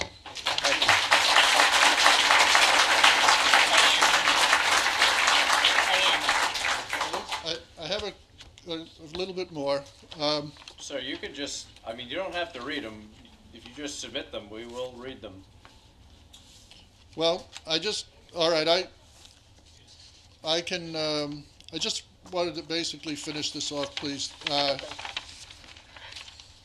I know the name Vic Pruzanowski from reading in the paper and stuff, and I know he's been around Riverhead for quite a while, but I'm not quite sure where he's been with regard to the oil terminal, because if I understood him correctly, he said that the oil terminals had pretty much a clean slate in its history. The back page of that letter that I gave you, the history of incidents at NBC, oil spills, tar on the beach. Several of us have talked about it back in the 50s. We'd come out of the water, we'd have tar all over our bodies, we'd use kerosene to wipe ourselves off. But in this incident, January 58, a fire at the terminal pier resulted in beach contamination, charred debris, but heavy oil that escaped from ruptured lines. Same year, a tanker unloading offshore separated from the underwater pipeline. Beach contamination. 1978, a Norwegian tanker spilled 5,000 gallons of heavy oil. 1990, a 30,000-gallon oil spill at Northville due to a valve breaking that led to one of the storage tanks. July of 1999, we all call it the Puffback incident.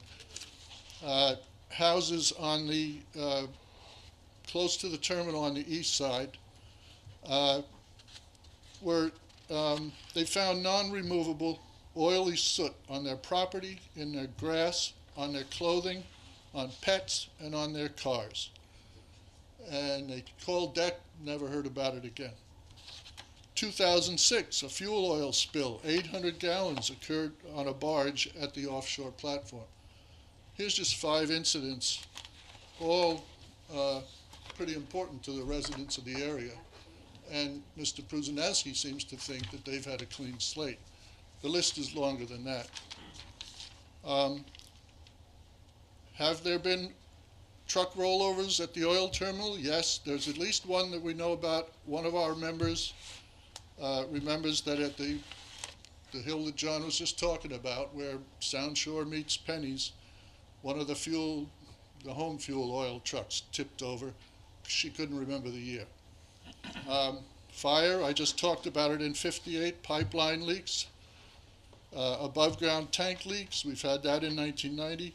Oil smell, 5 references to oil smell between the 2 lists I have. 1986, 1908, 2000, and 2 times so far this year. So here you have the new owner, and they're planning to ramp all this stuff up. 2 incidents of oil spill. The last time what they told our member that had spoken to them was that they would try to cover the smell with citrus liquid product or something. So I don't know, a large bottle of Febreze maybe. And then vapor clouds, I talked about that puffback incident. And so when you read this 8 times, in the last 7 months, and this goes nationwide basically, there have been some pretty horrific tanker truck rollovers, crashes. Sometimes it's caused by cars, sometimes it's the truck driver. They've shut down highways, fireballs, the whole thing. And to listen to the URT group talk about how great all their protective devices are and everything, that's fine. But when the truck rolls out of that place, now you're talking about one guy or lady sitting in the cab. Anything can happen. And devastation is usually the result. And so I just wanted to make sure I brought those things to your attention, and I appreciate having the opportunity to speak. Thank you. All right, thank you.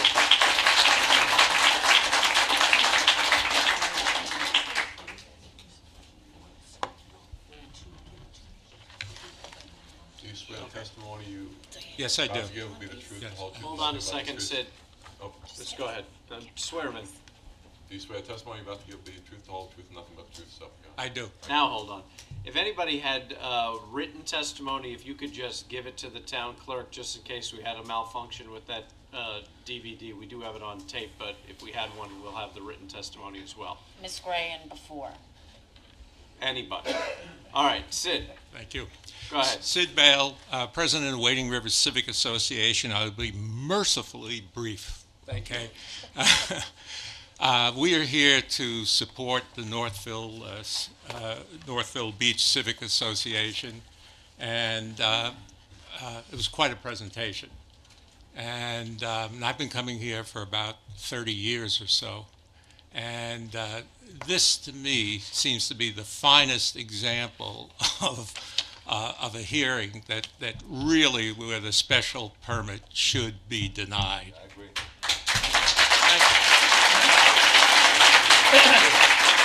Before anybody else speaks, so you don't have to think of how I'm going to vote. Listening to you and listening to all these people with all these chevrons and experts, I think you guys and young ladies did a hell of a job, and you changed my vote. I'm going to deny this permit.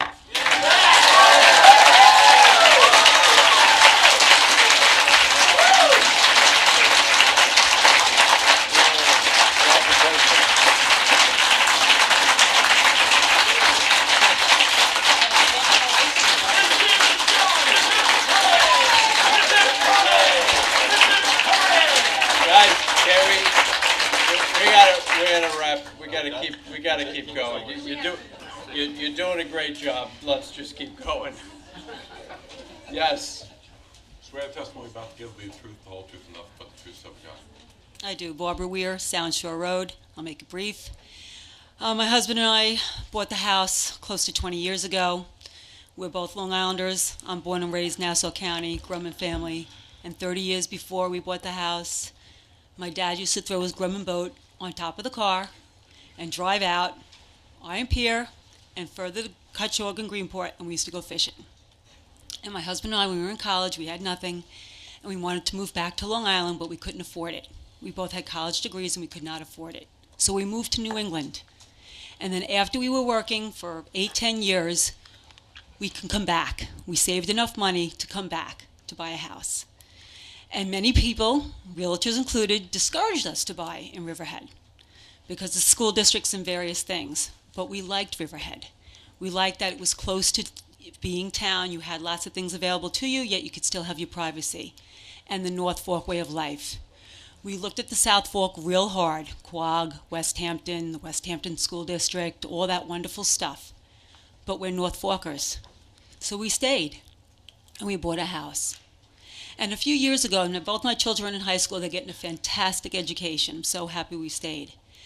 We came up here, my two little kids, when they were in elementary school, when a neighbor wanted to make one of the houses a business to run a bed and breakfast.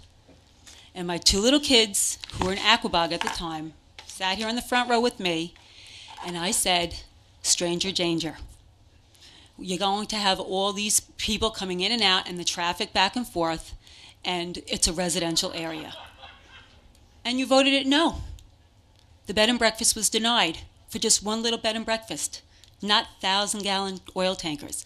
Even if you change the traffic, even if you change the turn on Penny's Road, even if you change the turn from Sound to Penny's and Sound Shore to Penny's, you take that property, you cut into the corners, you do what you got to do, you put your traffic lights. This is an agriculture area, which you've heard time and time again. I'm sure you've been to Briarmere anytime from May to Thanksgiving. And people cut out in front all the time. And what's going to happen when an oil tanker's coming through and someone thinks they can beat the oil tanker, and there's hundreds of people there online waiting to buy pies? It's a real, just put that picture in your mind. So it's, employee, please do not do this. I don't know why we thought it was a good idea in the first place. I really don't know. Discussions, I'm sure there's some positive somewhere, but I haven't heard one comment this entire night of one person or a support statement from anyone of this project in the community. So, George, you have a whole family of greenhouses and farms all around. What would that do to the agriculture business? Trying to get through to Greenport, trying to get through to Mattatuck, trying to get through. Everyone has said that, but I just wanted to bring that point up about my kids. My husband and I made a point of staying here. I've been coming out here for 40 years as a little kid, and then we spent our life savings like that other young man to stay. And we don't want it to change. Or if it is to change, for the better, and to keep the quality of life that we have. Thank you. Anybody else wish to be heard tonight? All right. What I'm going to do, Vic, do you want to respond? A couple of things. On a personal note, I did say that in October, and I apologize to the association. I did want to reach out to them, and I guess I got so consumed with trying to, respond to their comments. So that's on me, and I personally respond. I have a lot of respect for the Northville Association. When I was on the town board, you did a fantastic job tonight. As far as we're concerned, we're going to take all of this very sobering information and concerns. We'll go back and we'll give you a written response, and we'll also forward it to the attorney. Chris was here tonight representing the firm, but we'll make sure the attorneys get it and the association. Thank you. All right, so what I'm going to do, and Vic, I will let you know, I think there's a consensus building on this board that is sort of aligned with Councilman Dunleavy. You guys got a pretty big uphill battle here. I'll give you till April 30th for a final submission date. And then from there, the town board will either move forward with a resolution, or we will ask you for additional information. So April 30th, 4:30 in the town clerk's office. Yes, I understand. I was in your position. I heard what everything was said tonight. We'll go back and I'll confer with the powers to be, and we'll get back. I will also caution the gentleman in the back that run Northville that I am poised to work with the town board to weight restrict Toomey and maybe some other roads, because I am not happy that your trucks are coming up to me. That needs to stop. You guys told us you were going to go up, as bad as it is, go up Route 58, up 105. You be prepared, because we will weight restrict Toomey if you keep going up there. Yeah, you're talking about our affiliate, the Metro. Yeah, that certainly can be done. We didn't do it yet, pending the hearing here, but that's certainly, regardless of this. If I were you, I'd come up with a route that was the least detrimental. The only route that we can think of is down Route 50, 25, and 25 to Route 58 to Northville Turnpike. That's it. All right, thank you. All right. Folks, thank you very much. Related to, they have till April 30th to answer our questions. They have till April 30th to answer the questions, and then the town board will either make a decision on the application or request a lot more information. So that may we take won't have we won't have a chance to respond to their answers before your vote. The town board has to the town board has to digest the information, and we can't determine where the application goes until such time as we get all the information. I really don't think that they can answer all your questions. The trucks going over the yellow line to make the turns is correct. The trucks at intersections blocking the other lanes going the opposite rate is correct. So I don't know how they can answer some of the questions that were given here.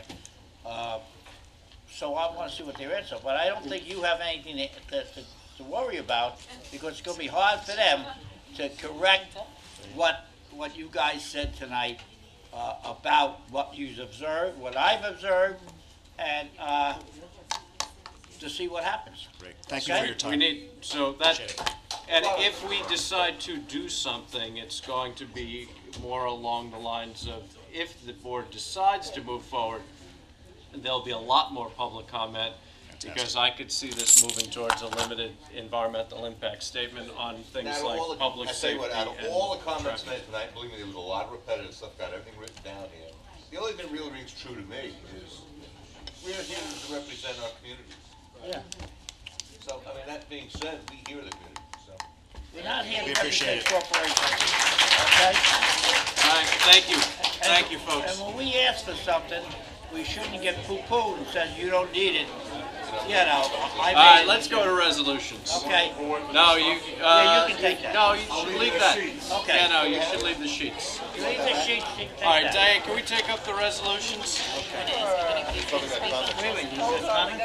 Fisher is here to talk about it, and so is Connie. She left. Sandra. Comment on it. You really want to hear that? She left. Does anybody want to hear, does anybody want to be heard on resolutions? Raise your hand, come up. Connie? No, I don't think she's coming. Connie, did you want to speak about resolutions? No. Okay. Make it quick, Mr. Fisher. Make it quick, Mr. Fisher. Go ahead, let's go. Okay, Greg Fisher, Calverton. This is a comment on 184 and on the town's process for selling town assets. I don't think the process encourages higher bidding. I think it forces the bidding down. I think it would be a lot, we'd get higher values if we had open bidding and that people would actually compete to submit the highest bid. I submitted a bid. I would have submitted a higher bid. Also, I think this question about Folks, we got to finish up the meeting here, so if you could take that all outside. Thank you. Got it. What's your next the comment? question about on the same resolution, the issue of wherewithal. I don't think that was fully addressed. Certainly, a purchaser has an interest in fixing the property, but as an alternative, a bond could be posted if the town was really that concerned about fixing a particular property.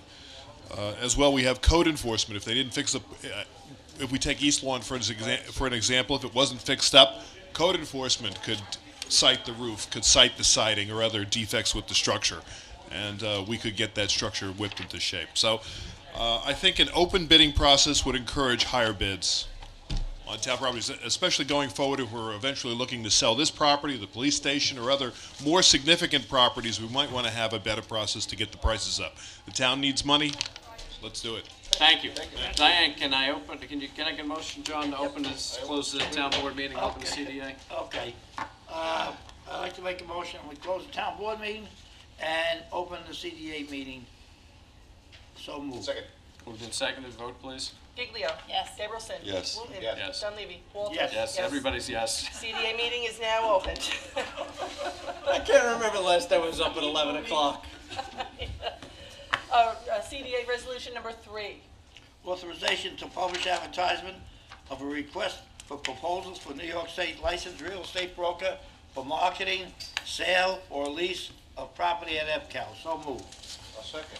Moved and seconded, vote please. Giglio. Yes. Gabrielson. Yes. Wooten. Yes. Dunleavy. Yes. Walter. Yes. Resolution adopted. I make a motion that we close the CDA meeting and reopen the town board meeting. So moved. Second. Move the second and vote, please. Giglio. Yes. Gabrielson. Yes. Wooten. No. Dunleavy. Yes. Walter. Yes. The CDA meeting is closed and the town board meeting is now reopened. Resolution 167. Rescinds resolution number 233 adopted April 7th, 1998, establishing the Riverhead Anti-Bias Task Force and authorizes its re-establishment. So moved. I'll second. Moved and seconded, vote, please. Giglio. Yes. Gabrielson. Yes. Wooten. Yes. Dunleavy. Yes. Walter. Yes. Resolution adopted. Resolution 168. 168 authorizes execution of sewer infrastructure program development agreement with the county of Suffolk. So moved. I'll second it. Moved and seconded, vote, please. Giglio. Yes. Gabrielson. Yes. Wooten. Yes. Dunleavy. Yes. Walter. Yes. Resolution adopted. Resolution 169. Authorize town clerk to publish and post attached notice to bidders for annual construction contracts. So moved. Second. Moved and seconded, vote, please. Giglio. Yes. Gabrielson. Yes. Wooten. Yes. Dunleavy. Yes. Walter. Yes. Resolution adopted. Resolution 170. Authorizes town clerk to publish and post the attached notice to bidders for annual procurement contract. So moved. And second. Moved and seconded, vote, please. Giglio. Yes. Gabrielson. Yes. Wooten. Yes. Dunleavy. Yes. Walter. Yes. Resolution adopted. Resolution 171. Authorizes execution of contract with Seed Clam Administrator. So moved. Second. Moved and seconded, vote, please. Giglio. Yes. Gabrielson. Yes. Wooten. Yes. Dunleavy. Yes. Walter. Yes. Resolution adopted. Resolution 172. Authorizes the attendance of a police department employee to the New York, New Jersey Regional Fugitive Task Force training. So moved. And second it. Moved and seconded, vote, please. Giglio. Yes. Gabrielson. Yes. Wooten. Yes. Dunleavy. Yes. Walter. Yes. Resolution adopted. Resolution 173. Authorize publication of help wanted advertising for a part-time maintenance mechanic. So moved. Second. Moved and seconded, vote, please. Giglio. Yes. Gabrielson. Yes. Wooten. Yes. Dunleavy. Yes, this is needed for the senior center, and I think he's being reimbursed by the county. So I vote yes. Walter. Yes. Resolution adopted. Resolution 174. Appoints a temporary part-time environmental planner. So moved. Seconded. Moved and seconded, vote, please. Giglio. This is desperately needed. We are so far behind in our site plan reviews and our secret determinations. We have to get somebody on board to review these applications. We're holding people up. Yes. Gabrielson. Yes. Wooten. Yes. Dunleavy. Yes. Walter. Yes. Resolution adopted. Resolution 175. Extends bid contract for hardware items with Griffin Hardware Company Incorporated. So moved. I'll second that. Moved and seconded, vote, please. Giglio. Yes. Gabrielson. Yes. Wooten. Yes. Dunleavy. Yes. Walter. Yes. Resolution adopted. Resolution 176. Authorization to publish advertisement for sporting goods for the town of Riverhead. So moved. And second it. Moved and seconded, vote, please. Giglio. Yes. Gabrielson. Yes. Wooten. Yes. Dunleavy. Yes. Walter. Yes. Resolution adopted. Resolution 177. Authorize attendance at the 2015 37th New York State Association of Municipal Purchasing Officials Annual Professional Development Conference. So moved. Seconded. Moved and seconded, vote, please. Giglio. Yes. Gabrielson. Yes. Wooten. Yes. Dunleavy. Yes. Walter. Yes. Resolution adopted. Resolution 178. Adopts a policy regarding invocations before opening town board meetings. So moved. And seconded. Moved and seconded, vote, please. Giglio. Yes. Gabrielson. Yes. Wooten. Amen. Dunleavy. Yes. Walter. Yes. Resolution adopted. Resolution 179. Adopts a local law to amend chapter 106 entitled Waterways of the Code of the Town of Riverhead. So moved. I'll second. Moved and seconded, vote, please. Giglio. Yes. Gabrielson. Yes. Wooten. Yes. Dunleavy. Uh, That's for the I, jet packs. I know, I don't like, these things being in the bay, but, the rest of the town board, thinks that, we should at least put it in our code book. So, I'm gonna vote no. Where would you prefer it? Okay. And sound. Walter says yes. Next Okay, resolution. resolution That's it. adopted. Resolution 180. 180, I just wanted to point out, there's going to be a couple of changes to the license agreement. It was pointed out that the property is actually the Riverhead Public Parking District, so the, between, Gonna give him the money?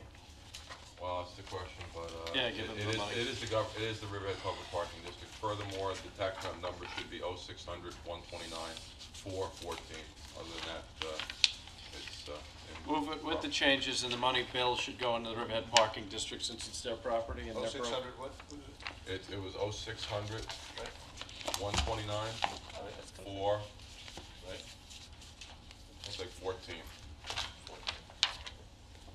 Okay, I'll move authorization agreement with Universal Television LLC to utilize parking stalls as amended. So And seconded? Moved and seconded, vote please. Giglio. Yes. Gabrielson. Yes. Wooten. Yes. Dunleavy. Yes. Walter.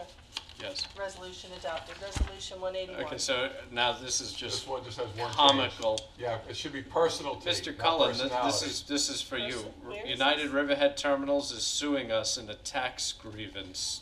Gee, go figure. Okay, so on this one, the one change is in the second whereas and in the first resolved.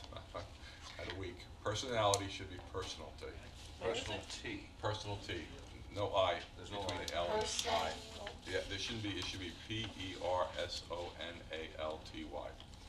Not personality. I don't even like the Okay. word. Where is it? The, second whereas For the, and the first Fourth and resolved. last word. And not personality, it should be personal T. Are we ready? The personality. Okay, let's go. Okay, 181? Okay, as amended, authorize the detention of Joel D. Gonia as an expert in the matter of United Riverhead Terminal, Inc. versus Riverhead Town Assessors. So moved. Second. Moved and seconded, vote please. Giglio. As amended, yes. Gabrielson. Yes. Wooten. Yes. Dunleavy. Yes, I don't know, they have a matter before us for a special permit, and now they're suing us. Imagine that. Imagine, so I think I the should have sue- voted I yes. think the Walter. Yes. We have to Resolution spend money to fight them. Resolution 182. Authorization to publish advertisement of a request for proposals for a New York State licensed real estate broker for marketing, sale, or lease of property at EPCAL. So moved. And seconded. Moved and seconded, vote please. Giglio. Yes. Gabrielson. Yes. Wooten. Yes. Dunleavy. Yes. Walter. Yes. Resolution adopted. Resolution 183. Did this get discussed with the board? We've been giving them $7,500 a year cap, but we never had an agreement or a resolution to do it. Well, we have it in the budget, and we've been doing it since 2007, maybe? No, longer than that. A long, long time. Was that in cash or in kind services? It was A bag cash. of cash at her door. No, it's been in cash, and we have it in the budget, but there's never been That's a interesting. resolution. So I thought it was in kind for like lodging and all that. All right. No, so now we need a resolution to pay them for last year. Did you call it? Did you call it? You have to call it. Resolution 183. All right. Authorizes non-pro tunk reimbursement for 2014 and authorize the town to provide funding assistance in 2015 to Riverhead Community Awareness Program Incorporated. So moved. I'll second. Moved and seconded, vote please. Giglio. Yes. Gabrielson. Yes. Wooten. Yes. Dunleavy. Yes. Walter. Yes. Resolution adopted. Resolution 184. Town Board authorization for Office of Town Attorney to proceed with the sale of a building located at 542 East Main Street, Riverhead, New York, Sub-County Tax Map 600-129-335.2, known as East Lawn Building, subject to permissive referendum. So moved. And seconded? Moved and seconded, vote please. Giglio. I did meet with the town attorney, the deputy town attorney, about this matter, and because there is a permissive referendum, the contract cannot be fully drafted and executed, and that would be a resolution coming up at a later date to authorize the supervisor to sign a contract Yeah, for what, they the have sale 30 of this days building. to- Yeah, there's a 30-day referendum, So, permissive so referendum. we have 30 days before another resolution. Yep, so I'm satisfied with everything that she told me that was in the RFP and all the requirements of the purchaser. So, and the building is in tremendous disrepair and it does need to be fixed right away. So I think we need to get going on this. I'm gonna vote yes. Gabrielson. Yes. Wooten. I certainly support it. Now, do I have two stapled together? Is there something I should? No, this is the way it's supposed to be. No, that's the referendum. Okay. Yes. Notice. Dunleavy. Well, I have to commend the supervisor No, don't do that. because Just vote. I do. I Nobody think listened to you. he Thank did, you. I thought he was wrong on what he was doing. He spoke to a young lady who really put a bit out of whack and told her to get an engineer to look at the building. She did, and she lowered her bid substantially because of what the engineer said of the repairs of that building.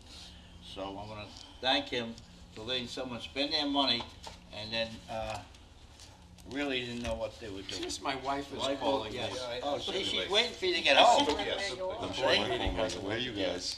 Did you vote, John? I voted yes. Okay. All right, fine. What about Sean? Oh, I'm answering He's my on the wife's phone. phone call because she's like, "Where are you?" Walter. Yes. Thank you. Resolution adopted. Resolution 185. Approves the Chapter 9 application of Nile Rogers Productions, Inc. That's the Freak Out Music, Art, and Wine Festival, which will be August 4th and 5th, 2015. So moved. Seconded. Moved and seconded. Vote, please. Giglio. I'm satisfied that they're going to be protecting the residential neighborhoods that abut Martha Clara Vineyards. I've gotten that assurance from the people that are putting on the event, and we'll give it a shot this year and hope everything works out. So I'll vote yes. Gabrielson. Yes. Wooten. Yeah, I think they're a very professional group, so Dunleavy. they want to have another one, they better do it. Okay, I vote yes. Walter. Yes. Resolution adopted. Resolution 186. Grants excavation permit to Stoneleigh Woods at Riverhead LLC as provided by Chapter 62 entitled Excavations of the Riverhead Town Code. So moved. And seconded. To my Moved list. and seconded. Vote, please. Giglio. Yes. Gabrielson. Yes. Wooten. Yes. Dunleavy. Yes. Walter. Yes. Resolution adopted. Resolution 187. Appoints interpreter for Police Department and Justice Court. So moved. And sec- Oh, no, I guess, George, you're saying. and seconded. Moved and seconded. Vote, please. Giglio. Yes. Gabrielson. Yes. Wooten. Yes. Dunleavy. Yes. Walter. Yes. Resolution adopted. Resolution 188. Authorizes town clerk to publish and post public notice to consider a local law to amend chapter 86 entitled rental dwelling units of the Riverhead Town Code. So moved. And seconded. Moved and seconded. Vote, please. Giglio. Yes. Gabrielson. Yes. Wooten. Yes. Dunleavy. Yeah, this was raising the fees, so I vote yes. Walter. Yes. Resolution adopted. Resolution 189. This is your baby, Jim. So Yeah, you my want to read baby, it? yeah. You want to read it? You wanna read it? You want to read Can I it? read Sure. it? You go ahead. You're going to get all the credit for this one, Jim. No, You're it just doesn't trying to matter. get I me do to it fall anyway. asleep. Town board authorizes town clerk to publish and post notice for the town board to classify the action as unlisted pursuant to SECRA, assume lead agency, and consider an amendment to the comprehensive plan and zoning map, and to change the zoning classification of certain parcels from residence A40, R840, to downtown center 5, residential DC5 along East Main Street, Riverhead, New York. So moved. And seconded. Moved and seconded. Vote, please. Giglio. Yes. Gabrielson. Yes. Wooten. Yes. Dunleavy. Yes. Walter. Yes. Resolution adopted. Resolution 190. Authorizes the town clerk to publish and post a public notice of a public hearing to consider a local law for the addition of Chapter 113 in the Riverhead Town Code entitled Hunting. So moved. And seconded. Moved and seconded. Vote, please. Giglio. Yes. Gabrielson. Yes. Wooten. Yes. Dunleavy. Yes. Walter. Yes. Resolution adopted. Resolution 191.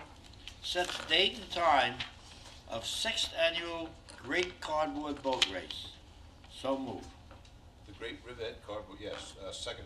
Moved and seconded. Vote, please. Giglio. Yes. Gabrielson. I can't believe it's 6 already, so I'm just trying to think, who's got to win this year? It's going to be. It's got to be this I guy gotta right get here. my beauty sleep if I'm gonna win. We're going to get all the churches to go against each other. Get the arcs built. Focus, focus. Yes. Yes. Wooten. So you waiting for it? Yes. Dunleavy. Yes. Walter. Yes. Resolution adopted. Resolution 192. Order calling for public hearing regarding improvements to facilities of the Riverhead Water District to wellhead treatment for perchlorate removal. Plan number 16. So moved. And seconded. Moved and seconded. Vote, please. Giglio. Yes to the public hearing. Gabrielson. Yes. Wooten. Yes. Dunleavy. Yes. Walter. Yes. Resolution adopted. Resolution 193. Authorize town clerk to publish and post notice to bidders for corrosion control chemical PO4. So moved. Second. Moved and seconded. Vote, please. Giglio. Yes. Gabrielson. Yes. Wooten. Yes. Dunleavy. Yes. Walter. Yes. Resolution adopted. Resolution 194. Pays the bills. So moved. And seconded. Moved and seconded. Vote, please. Giglio. Yes. Gabrielson. Yes. Wooten. Yes. Dunleavy. Yes. Walter. Yes. Resolution adopted. And we have one to come off the floor. This is the Legal Aid Society bills here.